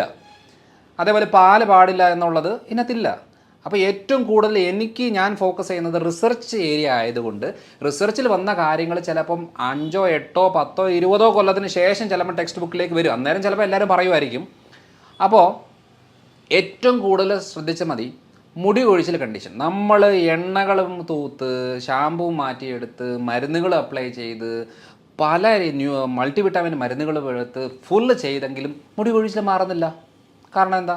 സിമ്പിൾ കാര്യമാണ്. അപ്പോൾ അതേപോലെ തന്നെ ഈ തൈറോയ്ഡിലേക്ക് കണക്ട് ചെയ്യണം ഞാൻ എല്ലാ കാര്യങ്ങളും. സ്കിന്ന് എപ്പോൾ നോക്കിയാലും സ്കിന്നിൽ ഫംഗൽ ഇൻഫെക്ഷൻസ്, ചൊറിച്ചിൽ, പാടുകൾ, മുഖത്ത് ഇങ്ങനെ പാടുകൾ വന്നുകൊണ്ടിരിക്കുകയാണ്. അപ്പം നമ്മൾ സ്കിന്നിൻ്റെ പ്രശ്നമാണെന്ന് പറഞ്ഞ് സ്കിന്നിൻ്റെ ഡോക്ടറെ കാണുമ്പോൾ എന്താ ചെയ്യുന്നത്? ഓയിൻമെൻറ്റുകളോ ലോഷനോ സൺസ്ക്രീനോ അല്ലെന്നുണ്ടെങ്കിൽ ഈ പറഞ്ഞ ഫംഗൽ ക്രീമുകളോ അല്ലെങ്കിൽ കുറച്ച് ആൻറ്റി ബാക്ടീരിയൽ ആയിട്ടുള്ള മരുന്നുകളോ ഇതിലാണ് പൊയ്ക്കൊണ്ടിരിക്കുന്നത്. കാരണം എന്താ? തൈറോയ്ഡ്, ഇൻറ്റസ്റ്റൈന്, ലിവർ, ഈ 3 ഓർഗൻ എന്തെങ്കിലും പ്രശ്നം ഉണ്ടെങ്കിൽ 99% സ്കിന്നിലാണ് അതിൻ്റെ പ്രശ്നം കാണിക്കുന്നത്. പക്ഷെ നമ്മൾ സ്കിന്നാണ് ക്ലിയർ ആക്കി മേക്കപ്പ് ചെയ്ത് നടന്നുകൊണ്ടിരിക്കുന്നത്. ഇവിടെയാണ് ആക്ച്വൽ പ്രശ്നം കിടക്കുന്നത്. അപ്പോൾ സ്കിന്നിൻ്റെ പ്രശ്നം എന്ന് വന്നാലും ഞാൻ കണക്ട് ചെയ്ത് നോക്കുന്നത് തൈറോയ്ഡ് ഉണ്ടോ എന്നുള്ളതാണ്. കുട്ടികളുണ്ടാവുന്നില്ല, കൺസീവ് ആവുന്നു, എബോഷനായി പോകുന്നു, തൈറോയ്ഡാണ്, കണ്ണടച്ച് പറയും തൈറോയ്ഡാണ്. പക്ഷേ നമ്മളെന്ത് ചെയ്യും? IVF എടുത്ത് 2 പ്രാവശ്യം 3 പ്രാവശ്യം 5 പ്രാവശ്യമൊക്കെ എടുത്ത് വെറുതെ അബോഷനായി പോകുന്ന കണ്ടീഷൻ ആവശ്യം പോലുണ്ട്. എന്നാലും നോർമൽ തൈറോയ്ഡ് മാത്രം ചെക്ക് ചെയ്തിട്ട് പറയും നമുക്ക് തൈറോയ്ഡ് ഇല്ല എന്നുള്ളത്. പക്ഷേ തൈറോയ്ഡിലെന്ന് പറയുന്നത് എത്ര 10ലധികം രോഗാവസ്ഥകൾ തൈറോയ്ഡിലുണ്ട്. പക്ഷേ ആകെ ചെക്ക് ചെയ്യുന്നത് ഹൈപ്പോ ആണോ ഹൈപ്പർ ആണോ എന്ന് വെച്ചാൽ ബ്ലഡ് ടെസ്റ്റ് ചെയ്യുന്നത് മരുന്ന് ഈ ഹൈപ്പർ കണ്ടീഷന് മാത്രമേ മരുന്നുള്ളൂ. ഹൈപ്പറിന് മരുന്ന് എടുത്തിട്ടും കാര്യമില്ല, കാരണം ഒന്ന് പിടിച്ചു നിൽക്കാനല്ലാതെ വേറൊരു ഉപയോഗമില്ല. ഹൈപ്പോയ്ക്ക് നമ്മൾ ഈ തൈറോയ്ഡ് അത് ഇതൊക്കെ ആയിട്ട് നമ്മൾ എടുക്കുന്നത്. അപ്പോൾ ഈ ഒരു കാര്യത്തെ അതുകൊണ്ടാണ് പലരും പറയുന്നത് എൻ്റെ TSH നോർമലാണ്, അതുകൊണ്ട് എനിക്ക് തൈറോയ്ഡ് ഇല്ല. അതിൻ്റെ അർത്ഥം തൈറോയ്ഡ് ഇല്ല എന്നല്ല, നിങ്ങളുടെ തൈറോയ്ഡ് പ്രശ്നങ്ങളിലെ ഹൈപ്പോ തൈറോയിഡിസം എന്ന് പറയുന്നൊരു കണ്ടീഷൻ ഇല്ല എന്ന് മാത്രമേ ഉള്ളൂ. അപ്പോൾ ആർക്കെങ്കിലും റിപ്പീറ്റഡ് ആയിട്ടുള്ള അബോർഷൻസ് നടക്കുന്നു, കുട്ടികൾ ഉണ്ടാവാത്ത കണ്ടീഷൻ വരുന്നു, ആദ്യത്തെ കുട്ടികൾ ഉണ്ടായിട്ട് പിന്നെ ഉണ്ടാകാതെ കുറേ ഗ്യാപ്പ് വരുന്നു, അല്ലെങ്കിൽ സ്കിൻ ഇൻഫെക്ഷൻ വരുന്നു, താരൻ മുടികൊഴിച്ചിൽ കൂടുന്നു, വെറുതെ ഇരുന്നാലും ടെൻഷൻ അടിക്കുന്ന സ്വഭാവത്തിലേക്ക് വരുന്നു, ശരീരഭാരം എന്തെങ്കിലും ചെയ്താൽ ശരീരം നീര് നിറയുന്നു, എവിടെ പിടിച്ചാലും വേദനകൾ ഉണ്ടാകുന്നു, ജോയിൻസിന് വേദന, മസിൽസിന് വേദന, കുറച്ച് കാര്യങ്ങൾ എന്തെങ്കിലും ചെയ്തു കഴിഞ്ഞാൽ ശരീരം മടുക്കുകയാണ്, മടിയാണ്, ഒരു കാര്യത്തിലേക്ക് പോകാനോ ചെയ്യാനോ തോന്നാത്തൊരവസ്ഥ വരികയാണ്. ഇങ്ങനെയൊക്കെ വരുമ്പോൾ നമ്മൾ ആദ്യം ആലോചിക്കുന്നത് എന്താണെന്ന് വെച്ചാൽ തൈറോയ്ഡ് ഗ്ലാൻഡ് പ്രവർത്തിക്കുന്നില്ല പ്രോപ്പറായിട്ട്. ചിലപ്പോൾ ബ്ലഡ് ടെസ്റ്റ് ചെയ്ത TSH നോർമൽ ആയിരിക്കും, അപ്പോൾ നമ്മൾ പറയും കുഴപ്പമൊന്നുമില്ല, തൈറോയിഡിന് കുഴപ്പമില്ല. പക്ഷെ നമ്മൾ സ്കാൻ ചെയ്ത് ആരും നോക്കുന്നില്ലല്ലോ. ഇപ്പോൾ ഞാനിപ്പോൾ ഒരു 3-4 കൊല്ലമായിട്ട് ഇപ്പോൾ ഒരു ദിവസം നമുക്കൊരു 200-250 പേഷ്യൻസ് ഒരു ദിവസം വരുമ്പോൾ, അതേപോലെ 200 പേഷ്യൻസ് എടുക്കാം, നമുക്കൊരു എവറേജ് 10 ദിവസം ആകുമ്പോഴത്തേന് ഒരു 2000 പേര്, 30 ദിവസം ആകുമ്പോഴത്തേന് 6000 പേര്, 10 മാസം ആകുമ്പോഴത്തേന് 60000 പേര്, ഒരു കൊല്ലം ഒരു 75000 പേര് മിനിമം നമ്മൾ കൺസൾട്ട് ചെയ്യുന്നുണ്ട്. നമുക്ക് 25,000 മാറ്റിക്കോ, ഒരു 50,000 പിടിച്ചോ. ഒരു 4 കൊല്ലമായിട്ട് 2 ലക്ഷം പേരെയാണ് ഈ 4 കൊല്ലത്തിൽ നമ്മൾ കൺസൾട്ട് ചെയ്തിട്ടുള്ളത്. ഈ പറയുന്ന ആളുകളിലെല്ലാം ഞാൻ അപ്ലൈ ചെയ്ത് നോക്കുന്നത് എന്താണെന്ന് വെച്ചാൽ റിസർച്ചിൽ എന്ത് പറഞ്ഞു, ഇവർക്ക് ഗോതമ്പ് നിർത്തും, TSH നോർമലായിരിക്കും, പ്രശ്നങ്ങളെല്ലാം കിടക്കും, ഗോതമ്പ് സ്റ്റോപ്പ് ചെയ്യുമ്പോഴത്തേന് ഇവരുടെ നീർക്കെട്ടും വേദനയൊക്കെ കുറയും. എന്ന് വെച്ചാൽ വെയിറ്റ് കൂടിക്കൊണ്ടിരിക്കുന്നവരുടെ വെയിറ്റ് കുറയും. ഇത് മെഡിക്കൽ ടെസ്റ്റ് ഇല്ലാത്തത് കൊണ്ട് എന്ത് പറയും, ബാക്കി എല്ലാവരും മരുന്നെടുത്തോ, ബാക്കിയെല്ലാം ഓക്കെയാണ്, കാരണം TSH നോർമലാണല്ലോ. അപ്പോൾ TSH നോർമലാണ് ശരിയാ, പക്ഷേ ഡോക്ടറെ ഞാൻ കുറേ കാലങ്ങളായിട്ട് ഈ തൈറോയിഡിന് മരുന്ന് കഴിക്കുന്നു, എൻ്റെ മുടി കൊഴിച്ചിലും മാറുന്നില്ല, വെയിറ്റ് കൂടി വരുന്നു, മുഴകളുണ്ടാകുന്നു, ടെൻഷൻ വരുന്നു, ക്ഷീണം വരുന്നു, വേദനകളുണ്ടാകുന്നു, ഇതെല്ലാം ഉണ്ട്. അപ്പോൾ പറയുന്നത് എന്താ, ഇത് വേറെ പ്രശ്നമാണ്, നിങ്ങൾ പോയിട്ട് വേറെ ഡോക്ടറെ കാണുക എന്നുള്ളതാണ് പറയുന്നത്. പക്ഷേ ഇതൊന്നും വേറെ പ്രശ്നമല്ല. നിങ്ങൾ ആ തൈറോയ്ഡ് ഗ്രന്ഥി നന്നായിട്ട് പ്രവർത്തിക്കാൻ തുടങ്ങിയാൽ ഈ തല തൊട്ട് കാല് വരെയുള്ള പ്രശ്നങ്ങൾ ക്ലിയർ ആകും. പക്ഷേ എന്താ ചെയ്യുന്നത് വെച്ചാൽ അങ്ങനെ ഒരു കാര്യം നമ്മൾ പൊതുവേ മെഡിക്കൽ കോളേജുകളിൽ പഠിപ്പിക്കാത്തത് കൊണ്ട് എന്നാ സംഭവിക്കുന്നതെന്ന് വെച്ചാൽ തൈറോയ്ഡ് നോർമലാണല്ലോ, നിങ്ങൾ വേറെ ചെയ്തു എന്നാണ് പറയുന്നത്. പക്ഷേ ആക്ച്വലി ചെയ്യേണ്ട കാര്യം ലിവർ, ഇൻറ്റസ്റ്റൈൻ ഈ 2 അവയവങ്ങൾ പ്രവർത്തിക്കാൻ തുടങ്ങിയെങ്കിൽ മാത്രമേ ഈ തൈറോയിഡിന് മരുന്നെടുത്താൽ ആ മരുന്ന് ശരീരത്തെ പിടിക്കത്തുള്ളൂ, അല്ലെങ്കിൽ ഏക്കത്തുള്ളൂ. കാരണം ഏറ്റവും കൂടുതൽ ഈ T4 കൺവേർട്ട് ചെയ്ത് T3 ആകുന്നതും അബ്സോർപ്ഷൻ നടക്കുന്നതും എല്ലാം ലിവറിലും കുടലിലും ഒക്കെയാണ്. നമ്മൾ മരുന്നെടുക്കുന്നതിന് ബ്ലഡിൽ ഓക്കെ ആണെന്ന് പറഞ്ഞാൽ ഓക്കെ അല്ല. പലപ്പോഴും സംഭവിക്കുന്ന കാര്യം എന്താണെന്ന് വെച്ചാൽ അവർക്ക് എപ്പോഴും മരുന്നെടുക്കുന്നതിൻ്റെ ഭാഗമായിട്ട് ബ്ലഡിലെല്ലാം നോർമലാണ്, ഒരു കുഴപ്പമില്ല, പക്ഷെ അവർക്ക് തല പൊങ്ങാൻ പറ്റത്തില്ല. അവസാനം നമ്മൾ അടുപ്പിച്ച് പോയി കഴിയുമ്പോൾ ഡോക്ടർ എന്ത് പറയും, നിങ്ങൾ പോയി സൈക്കാട്രിസ്റ്റിനെ കാണണം, കാരണം ഇത് ടെൻഷനാണ്, നിങ്ങളുടെ തോന്നലാണ്, ഇതൊക്കെ എല്ലാവർക്കും ഉള്ളൊരു കാര്യമാണ് എന്ന് പറയുമ്പോൾ നമുക്കതിനൊന്ന് ശരിക്കും എനിക്ക് വല്ല മാനസികമാണോ, കാരണം എൻ്റെ ടെസ്റ്റ് ചെയ്തിട്ട് ബ്ലഡ് എല്ലാം ഓക്കെയാണ്, ഒരു കുഴപ്പമില്ല, സ്കാൻ ചെയ്തിട്ടും കുഴപ്പമില്ല, പിന്നെ എന്താ എൻ്റെ പ്രശ്നം എന്ന് ആലോചിക്കുമ്പം അപ്പം ശരിയാണ്, ഡോക്ടർ പറഞ്ഞത് തന്നെ ആയിരിക്കും. ഇപ്പം നമ്മളൊരു ഫാമിലി ഇപ്പം ഹസ്ബൻഡിൻ്റെ മുമ്പിൽ വെച്ച് വൈഫിനോട് പറയുകയാണ്, അതെ നിങ്ങൾക്ക് സൈക്കാട്രി പോയി കാണുക, കാരണം നിങ്ങൾക്ക് ടെൻഷനും തോന്നലും ഒക്കെയാണ്, നിങ്ങൾ വെറുതെ ഒച്ച വെക്കുകയും ബഹളം വെക്കുകയും കരയുകയും ഒക്കെ ചെയ്യുന്നത്, അതുകൊണ്ട് നിങ്ങൾക്ക് മാനസിക ബുദ്ധിമുട്ടാണെന്ന് പറഞ്ഞു കഴിഞ്ഞാൽ ഈ കാര്യമാണല്ലോ ഹസ്ബൻഡിൻ്റെ മനസ്സിൽ കിടക്കുന്നത്. പിന്നെ വീട്ടിൽ ചെന്ന് കഴിഞ്ഞാൽ ഈ ഹസ്ബൻഡ് എന്ത് ചെയ്യുന്നു വെച്ചാൽ എല്ലാവരുടെ മുമ്പിൽ ഈ ഒരു വ്യക്തിയെ മാനസിക രോഗിയായിട്ട് ചിത്രീകരിക്കുകയാണ്. അപ്പോൾ എന്നാന്ന് വെച്ചാൽ മക്കളും കളിയാക്കും, വീട്ടിലുള്ളവരും കളിയാക്കും, പിന്നെ നമ്മുടെ ഒരു ഫീലിങ്സിനോ ഇമോഷൻസിനോ വിലയേ ഇല്ല.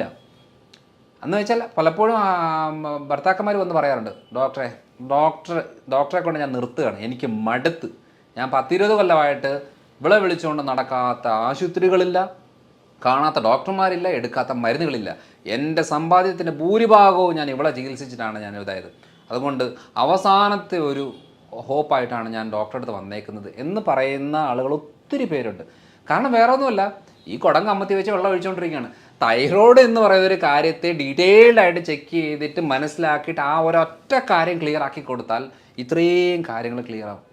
ഉറക്കം ശരിയില്ല എന്ന് പറയുമ്പോൾ ഉറക്ക ഗുളിക കൊടുക്കുന്നതല്ല അതിൻ്റെ സൊല്യൂഷൻ, എന്തുകൊണ്ട് ഉറക്കം കിട്ടുന്നില്ല എന്നുള്ളതാണ്. അത് കറങ്ങി അടിച്ച് വരുമ്പോൾ തൈറോയ്ഡിലേക്കാണ് വരുന്നത്. കൊളസ്ട്രോൾ വേറെ ഒരു കുഴപ്പമില്ല, കൊളസ്ട്രോൾ മാത്രം കൂടുകയാണ്. അപ്പോൾ പലരും കണ്ടിട്ടുണ്ട് ഞാൻ വേറെ ഒന്നും മരുന്ന് എടുക്കുന്നില്ല, കൊളസ്ട്രോൾ എടുക്കുന്നത്. അങ്ങനെയാണെങ്കിൽ ഉറപ്പിച്ചത് തൈറോയിഡുമായിട്ട് ബന്ധപ്പെട്ട കാര്യമാണ്. അപ്പോൾ കൊളസ്ട്രോൾ മരുന്ന് എടുത്താൽ ഉടനെ കൊളസ്ട്രോൾ കുറയും, അല്ലാതെ പ്രശ്നം മാറത്തൊന്നുമില്ല. അപ്പം നമുക്ക് എന്ത് ചെയ്യുന്നത്, കൊളസ്ട്രോൾ അങ്ങനെ അടുപ്പിച്ച് കുറേ വലിയ ഡോസേജിൽ എടുത്തുകൊണ്ടിരുന്നാൽ നമുക്ക് ഹാർട്ടിൽ മസിൽ വീക്കാവും, ബ്ലഡ് വെസൽസിന് ഡാമേജ് വരും. അതുകൊണ്ടൊരു ചെറിയ ഡോസിലായി കൊളസ്ട്രോൾ എടുക്കുന്ന പോലല്ല. പിന്നെ കുറച്ച് കഴിയുമ്പോൾ കൊളസ്ട്രോൾ കൺട്രോൾ നിൽക്കുന്നില്ല, പിന്നെ 20 ഉള്ളത് 40 ആക്കി 80 ആക്കി എങ്ങനെ പോവും? അത് 100% നമ്മുടെ ഹെൽത്തിനെ വളരെ മോശമായിട്ട് ബാധിക്കും. അപ്പോൾ രണ്ടാമത്തെ കാര്യം എന്ന് പറയുന്നത് ബ്ലീഡിങ്. എത്ര സ്ത്രീകൾക്കാണെന്നറിയാവോ അവസാനം യൂട്രസ് എടുത്ത് കളയേണ്ട ഒരു അവസ്ഥ വരുന്നത്? വേറൊന്നുമല്ല, ബ്ലീഡിങ് നിൽക്കുന്നില്ല.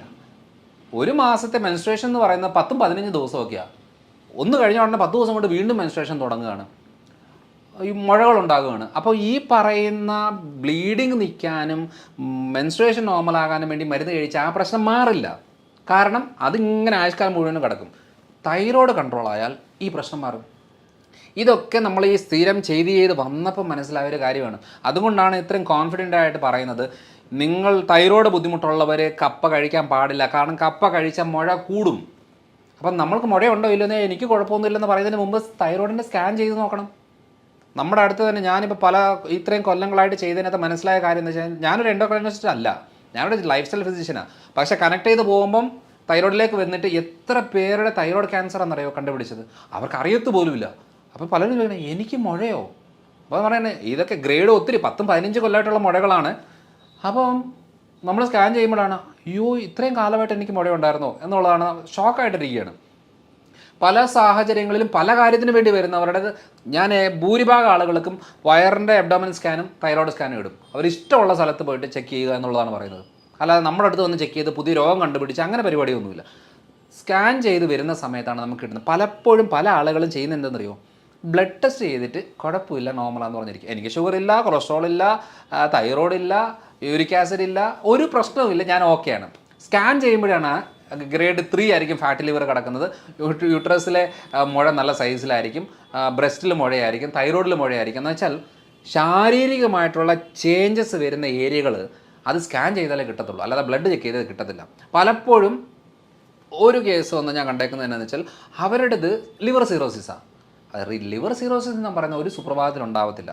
അല്ലെങ്കിൽ എന്തെങ്കിലും ഹെവി ഡോസ് മരുന്നുകളോ എന്തെങ്കിലും എടുക്കുന്നതിൻ്റെ ഭാഗമായിട്ട് ചിലപ്പോൾ ഒരു 1-2 മാസം കൊണ്ട് വരുമായിരിക്കും. അല്ലെങ്കിൽ 10-20 കൊല്ലം എടുത്തിട്ട് ഉണ്ടാകുന്ന ഒരെണ്ണമാണ്.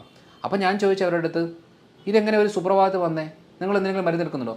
ഞാൻ BP-ക്ക്, ഷുഗറിന്, കൊളസ്ട്രോൾ ഇതിന് മാത്രമേ മരുന്നെടുക്കുന്നുള്ളൂ, അല്ല ഈ ഇടയ്ക്ക് എങ്ങനെ സർജറിയോ കാര്യങ്ങളൊന്നും ചെയ്യുന്നു?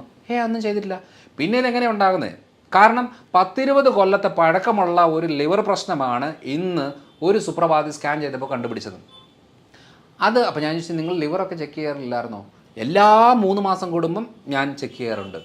അപ്പം ലിവർ ഫംഗ്ഷൻ എല്ലാം നോർമലാണ്. അതായത് SGPT, SGOT, ബിലിറൂബിൻ കാര്യങ്ങൾ, കൊളസ്ട്രോൾ എല്ലാം നോർമലാണ്. അപ്പം മനസ്സിലാക്കേണ്ട ഒരു കാര്യം എന്ന് വെച്ചാൽ, അപ്പം നിങ്ങൾ സ്കാൻ ഒന്നും ചെയ്തില്ലേ? സ്കാൻ ചെയ്തില്ല. എല്ലാ 3 മാസം കൂടുമ്പം ഞങ്ങളുടെ റെഗുലർ ചെക്കപ്പിൻ്റെ ഭാഗമായിട്ട് ബ്ലഡ് ടെസ്റ്റ് ചെയ്ത് കൊണ്ടുപോയിരുന്നു. അപ്പോൾ ഒരു കാര്യം മനസ്സിലാക്കണം, ബ്ലഡിൽ നോർമലാണെന്ന് പറഞ്ഞിട്ട് ഒരു കാര്യമില്ല. സ്കാൻ ചെയ്യുമ്പോഴാണ് അതിന് ഗ്രേഡുകൾ, ഗ്രേഡ് 1, ഗ്രേഡ് 2, ഗ്രേഡ് 3 കഴിഞ്ഞ് പിന്നെ ഫൈബ്രോസിസിലേക്ക് കയറി, സീറോസിസിൻ്റെ അതിൻ്റെയൊക്കെ സ്റ്റേജുകളുണ്ട്. ഇതെല്ലാം കഴിഞ്ഞ് അവസാനത്തേക്കാണ് സീറോസിസ് എന്ന് പറഞ്ഞ സ്റ്റേജ്. സീറോസിസ് വന്നു എന്ന് പറഞ്ഞ ഉടനെ എല്ലാം തീർന്നു എന്നല്ല, അതിനും ഗ്രേഡുണ്ട്. അടുത്ത ഗ്രേഡിലേക്ക് പോകാതിരുന്ന ആ പ്രശ്നം ഒക്കെയാണ്. അപ്പോൾ ഇതൊന്നും നമ്മൾ നോക്കാതെ പോകുമ്പോഴാണ് പ്രശ്നം. കാരണം നമ്മളിപ്പോൾ ആയുർദൈർഘ്യം കൂടുമല്ലേ, ആയുർദൈർഘ്യം കൂടുമ്പം ഓട്ടോമാറ്റിക്കായിട്ട് ഇങ്ങനത്തെ ബുദ്ധിമുട്ടുകളൊക്കെ വരും. അതുകൊണ്ട് ഞാൻ ചികിത്സിക്കുന്ന മേഖല എന്ന് പറയുന്നത് ജീവിതശൈലി രോഗങ്ങളുമായിട്ട് ബന്ധപ്പെട്ടതാണ്. ആ ജീവിതശൈലി രോഗങ്ങളിൽ ഏറ്റവും കോമൺ ആയിട്ട് കിടക്കുന്ന ഒരു കാര്യമാണ് പ്രമേഹം. പക്ഷേ ആ പ്രമേഹത്തിനെക്കാട്ടിലും കോമൺ ആളുകൾക്ക് ഞാൻ ഒരു 100 പേരെ ചികിത്സിച്ച 80 പേരുടെ പ്രശ്നവും അവർക്കറിയാത്ത കാര്യമായിരിക്കും. അത് കണക്ട് ചെയ്ത് വരുമ്പം തൈറോയിഡിലേക്കാണ് വരുന്നത്. തൈറോയ്ഡ് ക്ലിയർ ആക്കി കൊടുക്കുമ്പോഴത്തേനും ഉറക്കമില്ലാത്തവർക്ക് ഉറക്കം കുറയും, വേദന നീർക്കെട്ട് ഉള്ളവർക്ക് അത് കുറയും, സ്റ്റിഫ്നെസ് കുറയും, ക്ഷീണം മാറും, വെയിറ്റ് കുറയും, വെരിക്കോസ് ബുദ്ധിമുട്ടുകൾ കുറയും, ഗ്യാസിൻ്റെ പ്രശ്നം കുറയും. ഒത്തിരി കാര്യങ്ങൾക്ക് മാറ്റം വരുന്നത് ഈ ഒരൊറ്റ കാര്യം ചെയ്യുമ്പോഴാണ്. അതുകൊണ്ട് ഞാൻ ഏറ്റവും കൂടുതൽ ഡോക്ടേഴ്സിന് ട്രെയിൻ ചെയ്ത ഒരാളാണ്. അപ്പോൾ നമ്മുടെ കേരളത്തിലെ ഒരു 31ഓളം ഡോക്ടേഴ്സ് ഇപ്പോൾ ഈ ഇതിൽ നമുക്ക് ട്രെയിനിങ് കൊടുത്ത് അവരവരുടെ നാട്ടിൽ അവരവർ പ്രാക്ടീസ് ചെയ്യണം. എന്ന് വെച്ചാൽ പല പല മെഡിക്കൽ സിസ്റ്റമിലുള്ള ഡോക്ടേഴ്സാണ്. എന്ന് വെച്ചാൽ നമ്മൾ അറിഞ്ഞ ആ സത്യം നമ്മളിവരോട് പറഞ്ഞു കൊടുത്തേച്ച് അവർ ചെയ്യുമ്പോൾ എന്താണെന്ന് വെച്ചാൽ ഒത്തിരി ആളുകൾക്ക് അത് ബെനിഫിറ്റ് ആവും. ആയുർവേദ, ഹോമിയോ, ഇംഗ്ലീഷോ എന്ത് മരുന്ന് വേണമെങ്കിലും എടുത്തോട്ടെ, മെച്ചം കിട്ടണോ, റിസൾട്ട് കിട്ടണോ, ആ റൂട്ട് കോസ് മനസ്സിലാക്കി അവർക്ക് വേണ്ടുന്ന ഭക്ഷണക്രമങ്ങളും അവരുടെ ജീവിതശൈലിയിലും മാറ്റം വരുത്തിയെങ്കിൽ മാത്രമേ മെച്ചം കിട്ടുള്ളൂ. അല്ലെങ്കിൽ ചുമ്മാ മരുന്നും കഴിച്ച് നമുക്ക് അവകാശപ്പെടാം ആ ആശുപത്രി പോയി ഈ ഡോക്ടറെ കൊണ്ടെന്നുള്ള അവകാശപ്പെടാമെന്നല്ലാതെ ഒരു മെച്ചം കിട്ടുന്നില്ല. അതുകൊണ്ട് കണക്ട് ചെയ്ത് നോക്കുമ്പോൾ തൈറോയിഡാണ്. എൻ്റെ ഒരു നിഗമനം ഒരു 5 കൊല്ലം കൊണ്ട് ഒരു 70% ആളുകളുടെയും പ്രശ്നം തൈറോയിഡിലേക്കാണ് വരുന്നത്. കാരണം അപ്പനും അമ്മയ്ക്ക് തൈറോയിഡ് ഉണ്ടോ മക്കൾക്ക് ഉറപ്പാണ്, പക്ഷേ ടെസ്റ്റ് ചെയ്തൊന്നും ആദ്യം കിട്ടത്തില്ല. അപ്പനും അമ്മയ്ക്കും തൈറോയിഡ് ഉണ്ടെങ്കിൽ മക്കൾക്ക് അവർ വണ്ണം കുറഞ്ഞിരിക്കും, അല്ലെങ്കിൽ വണ്ണം വെച്ചിരിക്കും, അല്ലെങ്കിൽ മുടി നന്നായിട്ട് കൊഴിയും, അല്ലെങ്കിൽ സ്കിന്നിന് പ്രശ്നം വരും, അല്ലെങ്കിൽ ടെൻഷൻ ലെവൽ കൂടും, അല്ലെങ്കിൽ പീരിയഡ്സിൻ്റെ ബുദ്ധിമുട്ട് വരും, ദഹന ബുദ്ധിമുട്ട് വരും.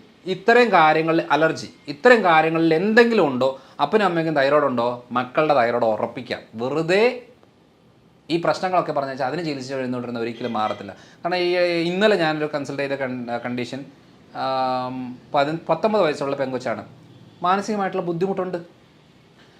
അതായത് ചെറിയ പ്രായം തൊട്ടേ ഈ തൈറോയിഡിൻ്റെ ഡാമേജ് വന്നിട്ട് അതിൻ്റെ ഭാഗമായിട്ട് ബുദ്ധി വളർച്ച മുരടിക്കുകയും അതിൻ്റെ ഭാഗമായിട്ടുള്ള ബുദ്ധിമുട്ട് എല്ലാം അനുഭവിക്കുന്നുണ്ട്. പക്ഷേ സ്ഥിരമായിട്ട് സൈക്യാട്രി മെഡിസിനുകൾ ഇങ്ങനെ എടുത്ത് പൊയ്ക്കൊണ്ടിരിക്കുകയാണ്, അല്ലാതെ ഇതുവരെ തൈറോയിഡ് ചെക്ക് ചെയ്തിട്ടില്ല. അപ്പോൾ നമ്മൾ ആലോചിക്കേണ്ട കാര്യം എന്ന് വെച്ചാൽ ആരെങ്കിലും സ്വഭാവപരമായിട്ടുള്ള മാറ്റങ്ങൾ കാണിക്കുന്നുണ്ടോ എന്ന് വെച്ചാൽ ആരിശം, ഇറിറ്റേഷന്, വെറുതെ കരയുക, വെറുതെ ഒച്ച വെക്കുക, കുറച്ച് നേരം ബഹളം വെച്ചേച്ച് കുറച്ച് കഴിയുമ്പോഴത്തേനും ഞാൻ എന്തിനാ എങ്ങനെ ചെയ്തെന്നുള്ളത് പശ്ചാത്തപിക്കുക. നമുക്ക് ഒരു വ്യക്തിയെ ഇടപെടുമ്പോൾ അവർ എന്തിനാ ഇങ്ങനെ പെരുമാറുന്നതെന്നൊരു തോന്നൽ വരുന്നുണ്ടോ, ഉറപ്പിച്ചോ അവർക്കൊന്നാ തൈറോയിഡ് അല്ലെങ്കിൽ വയറ്റിൽ പ്രശ്നം. ഈ 2 കാര്യങ്ങളിൽ ഉറപ്പായിരിക്കും. അത് ക്ലിയർ ആക്കിയാൽ ചിലപ്പോൾ അവരുടെ സ്വഭാവം മാറാൻ സാധ്യതയുണ്ട്. അല്ല ചിലർ പറയല്ലേ നേരത്തെ ഒരു കുഴപ്പമില്ലാത്ത ആളാണല്ലോ ഇപ്പം എന്താ ഇങ്ങനെ സ്വഭാവമൊക്കെ മാറുന്നത് എന്നൊക്കെ പറയുന്നില്ലേ. ഇതൊക്കെ തന്നെയാണ്. നമ്മൾ ട്രാക്ക് മനസ്സിലാക്കി കഴിഞ്ഞാൽ വളരെ എളുപ്പമാണ്. അതുകൊണ്ട് കേരളത്തിലെ ഇപ്പോഴത്തെ മെയിൻ പ്രശ്നം പ്രമേഹവും കാര്യങ്ങളൊന്നുമല്ല, തൈറോയിഡാണ്. കാരണം ഇതിനൊക്കെ ഒരാളോട് പറഞ്ഞാൽ മനസ്സിലാവില്ല ഈ പ്രശ്നങ്ങൾ. ഭാര്യയുടെ പ്രശ്നം ഭർത്താവിനോട് പറഞ്ഞാൽ മനസ്സിലാവില്ല. ഭാര്യ പറയണം എനിക്ക് വയ്യ, ക്ഷീണമാണ്, എന്നെക്കൊണ്ട് പറ്റുന്നില്ല എന്ന് പറയുമ്പോൾ ചോദിക്കും നിനക്കെന്താ കുഴപ്പം, നല്ല വണ്ണവും പൊക്കവും ഒക്കെ ആയിട്ടിരിക്കുന്ന ആളല്ലേ, നിനക്ക് എന്ത് ക്ഷീണം, ചുമ്മാതെ എനിക്ക് വേദനയാണ് ക്ഷീണമാണെന്ന് പറഞ്ഞാൽ മനസ്സിലാവില്ല. എനിക്ക് ഉറക്കം ക്ലിയർ അല്ല, എല്ലാവരും കിടന്ന് ഉറങ്ങുമ്പോൾ ഞാൻ ഉണർന്നിരിക്കുകയാണ് എന്ന് പറഞ്ഞാൽ മനസ്സിലാവില്ല. ഇതൊരു ഡോക്ടറോട് പറഞ്ഞാലും മനസ്സിലാവില്ല. കാരണം ഡോക്ടർക്ക് കുറച്ച് കഴിയുമ്പോഴത്തേനും നമ്മളെ സൈക്കാട്രി പേഷ്യൻ്റാക്കി മാറ്റി അതിലേക്ക് ആങ്സൈറ്റി ആണെന്ന് പറഞ്ഞ് മരുന്നെടുപ്പിക്കുന്ന രീതിയിലേക്കാണ് പോയിക്കൊണ്ടിരിക്കുന്നത്. അതുകൊണ്ട് ഒരാളോട് പറഞ്ഞാൽ മനസ്സിലാക്കാൻ പറ്റാത്ത ബുദ്ധിമുട്ടുകളാണെങ്കിൽ തൈറോയിഡിലേക്ക് നമുക്ക് ഉറപ്പിക്കാം. അതുകൊണ്ടാണ് ഞാൻ ഇത്രയും നേരം നമ്മുടെ ആക്ച്വൽ പ്രശ്നം എന്ന് പറയുന്നത് തൈറോയിഡിലേക്കാണ് വന്നുകൊണ്ടിരിക്കുന്നത്. അത് ചെക്ക് ചെയ്ത് നോക്കി ഉറപ്പിക്കുക എന്നുള്ളതാണ് ഞാൻ എല്ലാ വീഡിയോകളിലും എല്ലാ സ്ഥലങ്ങളിലും പറഞ്ഞുകൊണ്ടിരിക്കുന്നത്. ഇതാണ് ഇപ്പോഴത്തെ മെയിനായിട്ടുള്ളൊരു പ്രശ്നം. ഓക്കെ ഒരുപാട് നേരം തൈറോയിഡിനെ കുറിച്ച് ഒരുപാട് ഡീറ്റെയിൽ ആയിട്ട് പറഞ്ഞു. പലപ്പോഴും പല ആളുകൾക്കും വരുന്നൊരു തെറ്റിദ്ധാരണകളെല്ലാം സാറ് ക്ലിയർ ചെയ്ത് തന്നിട്ടുണ്ട്. നമുക്ക് എന്തായാലും മറ്റൊരു ടോപ്പിക്കുമായിട്ട് നമുക്ക് മറ്റൊരു വീഡിയോയിൽ വീണ്ടും കാണാം. Thank you. Okay thank you.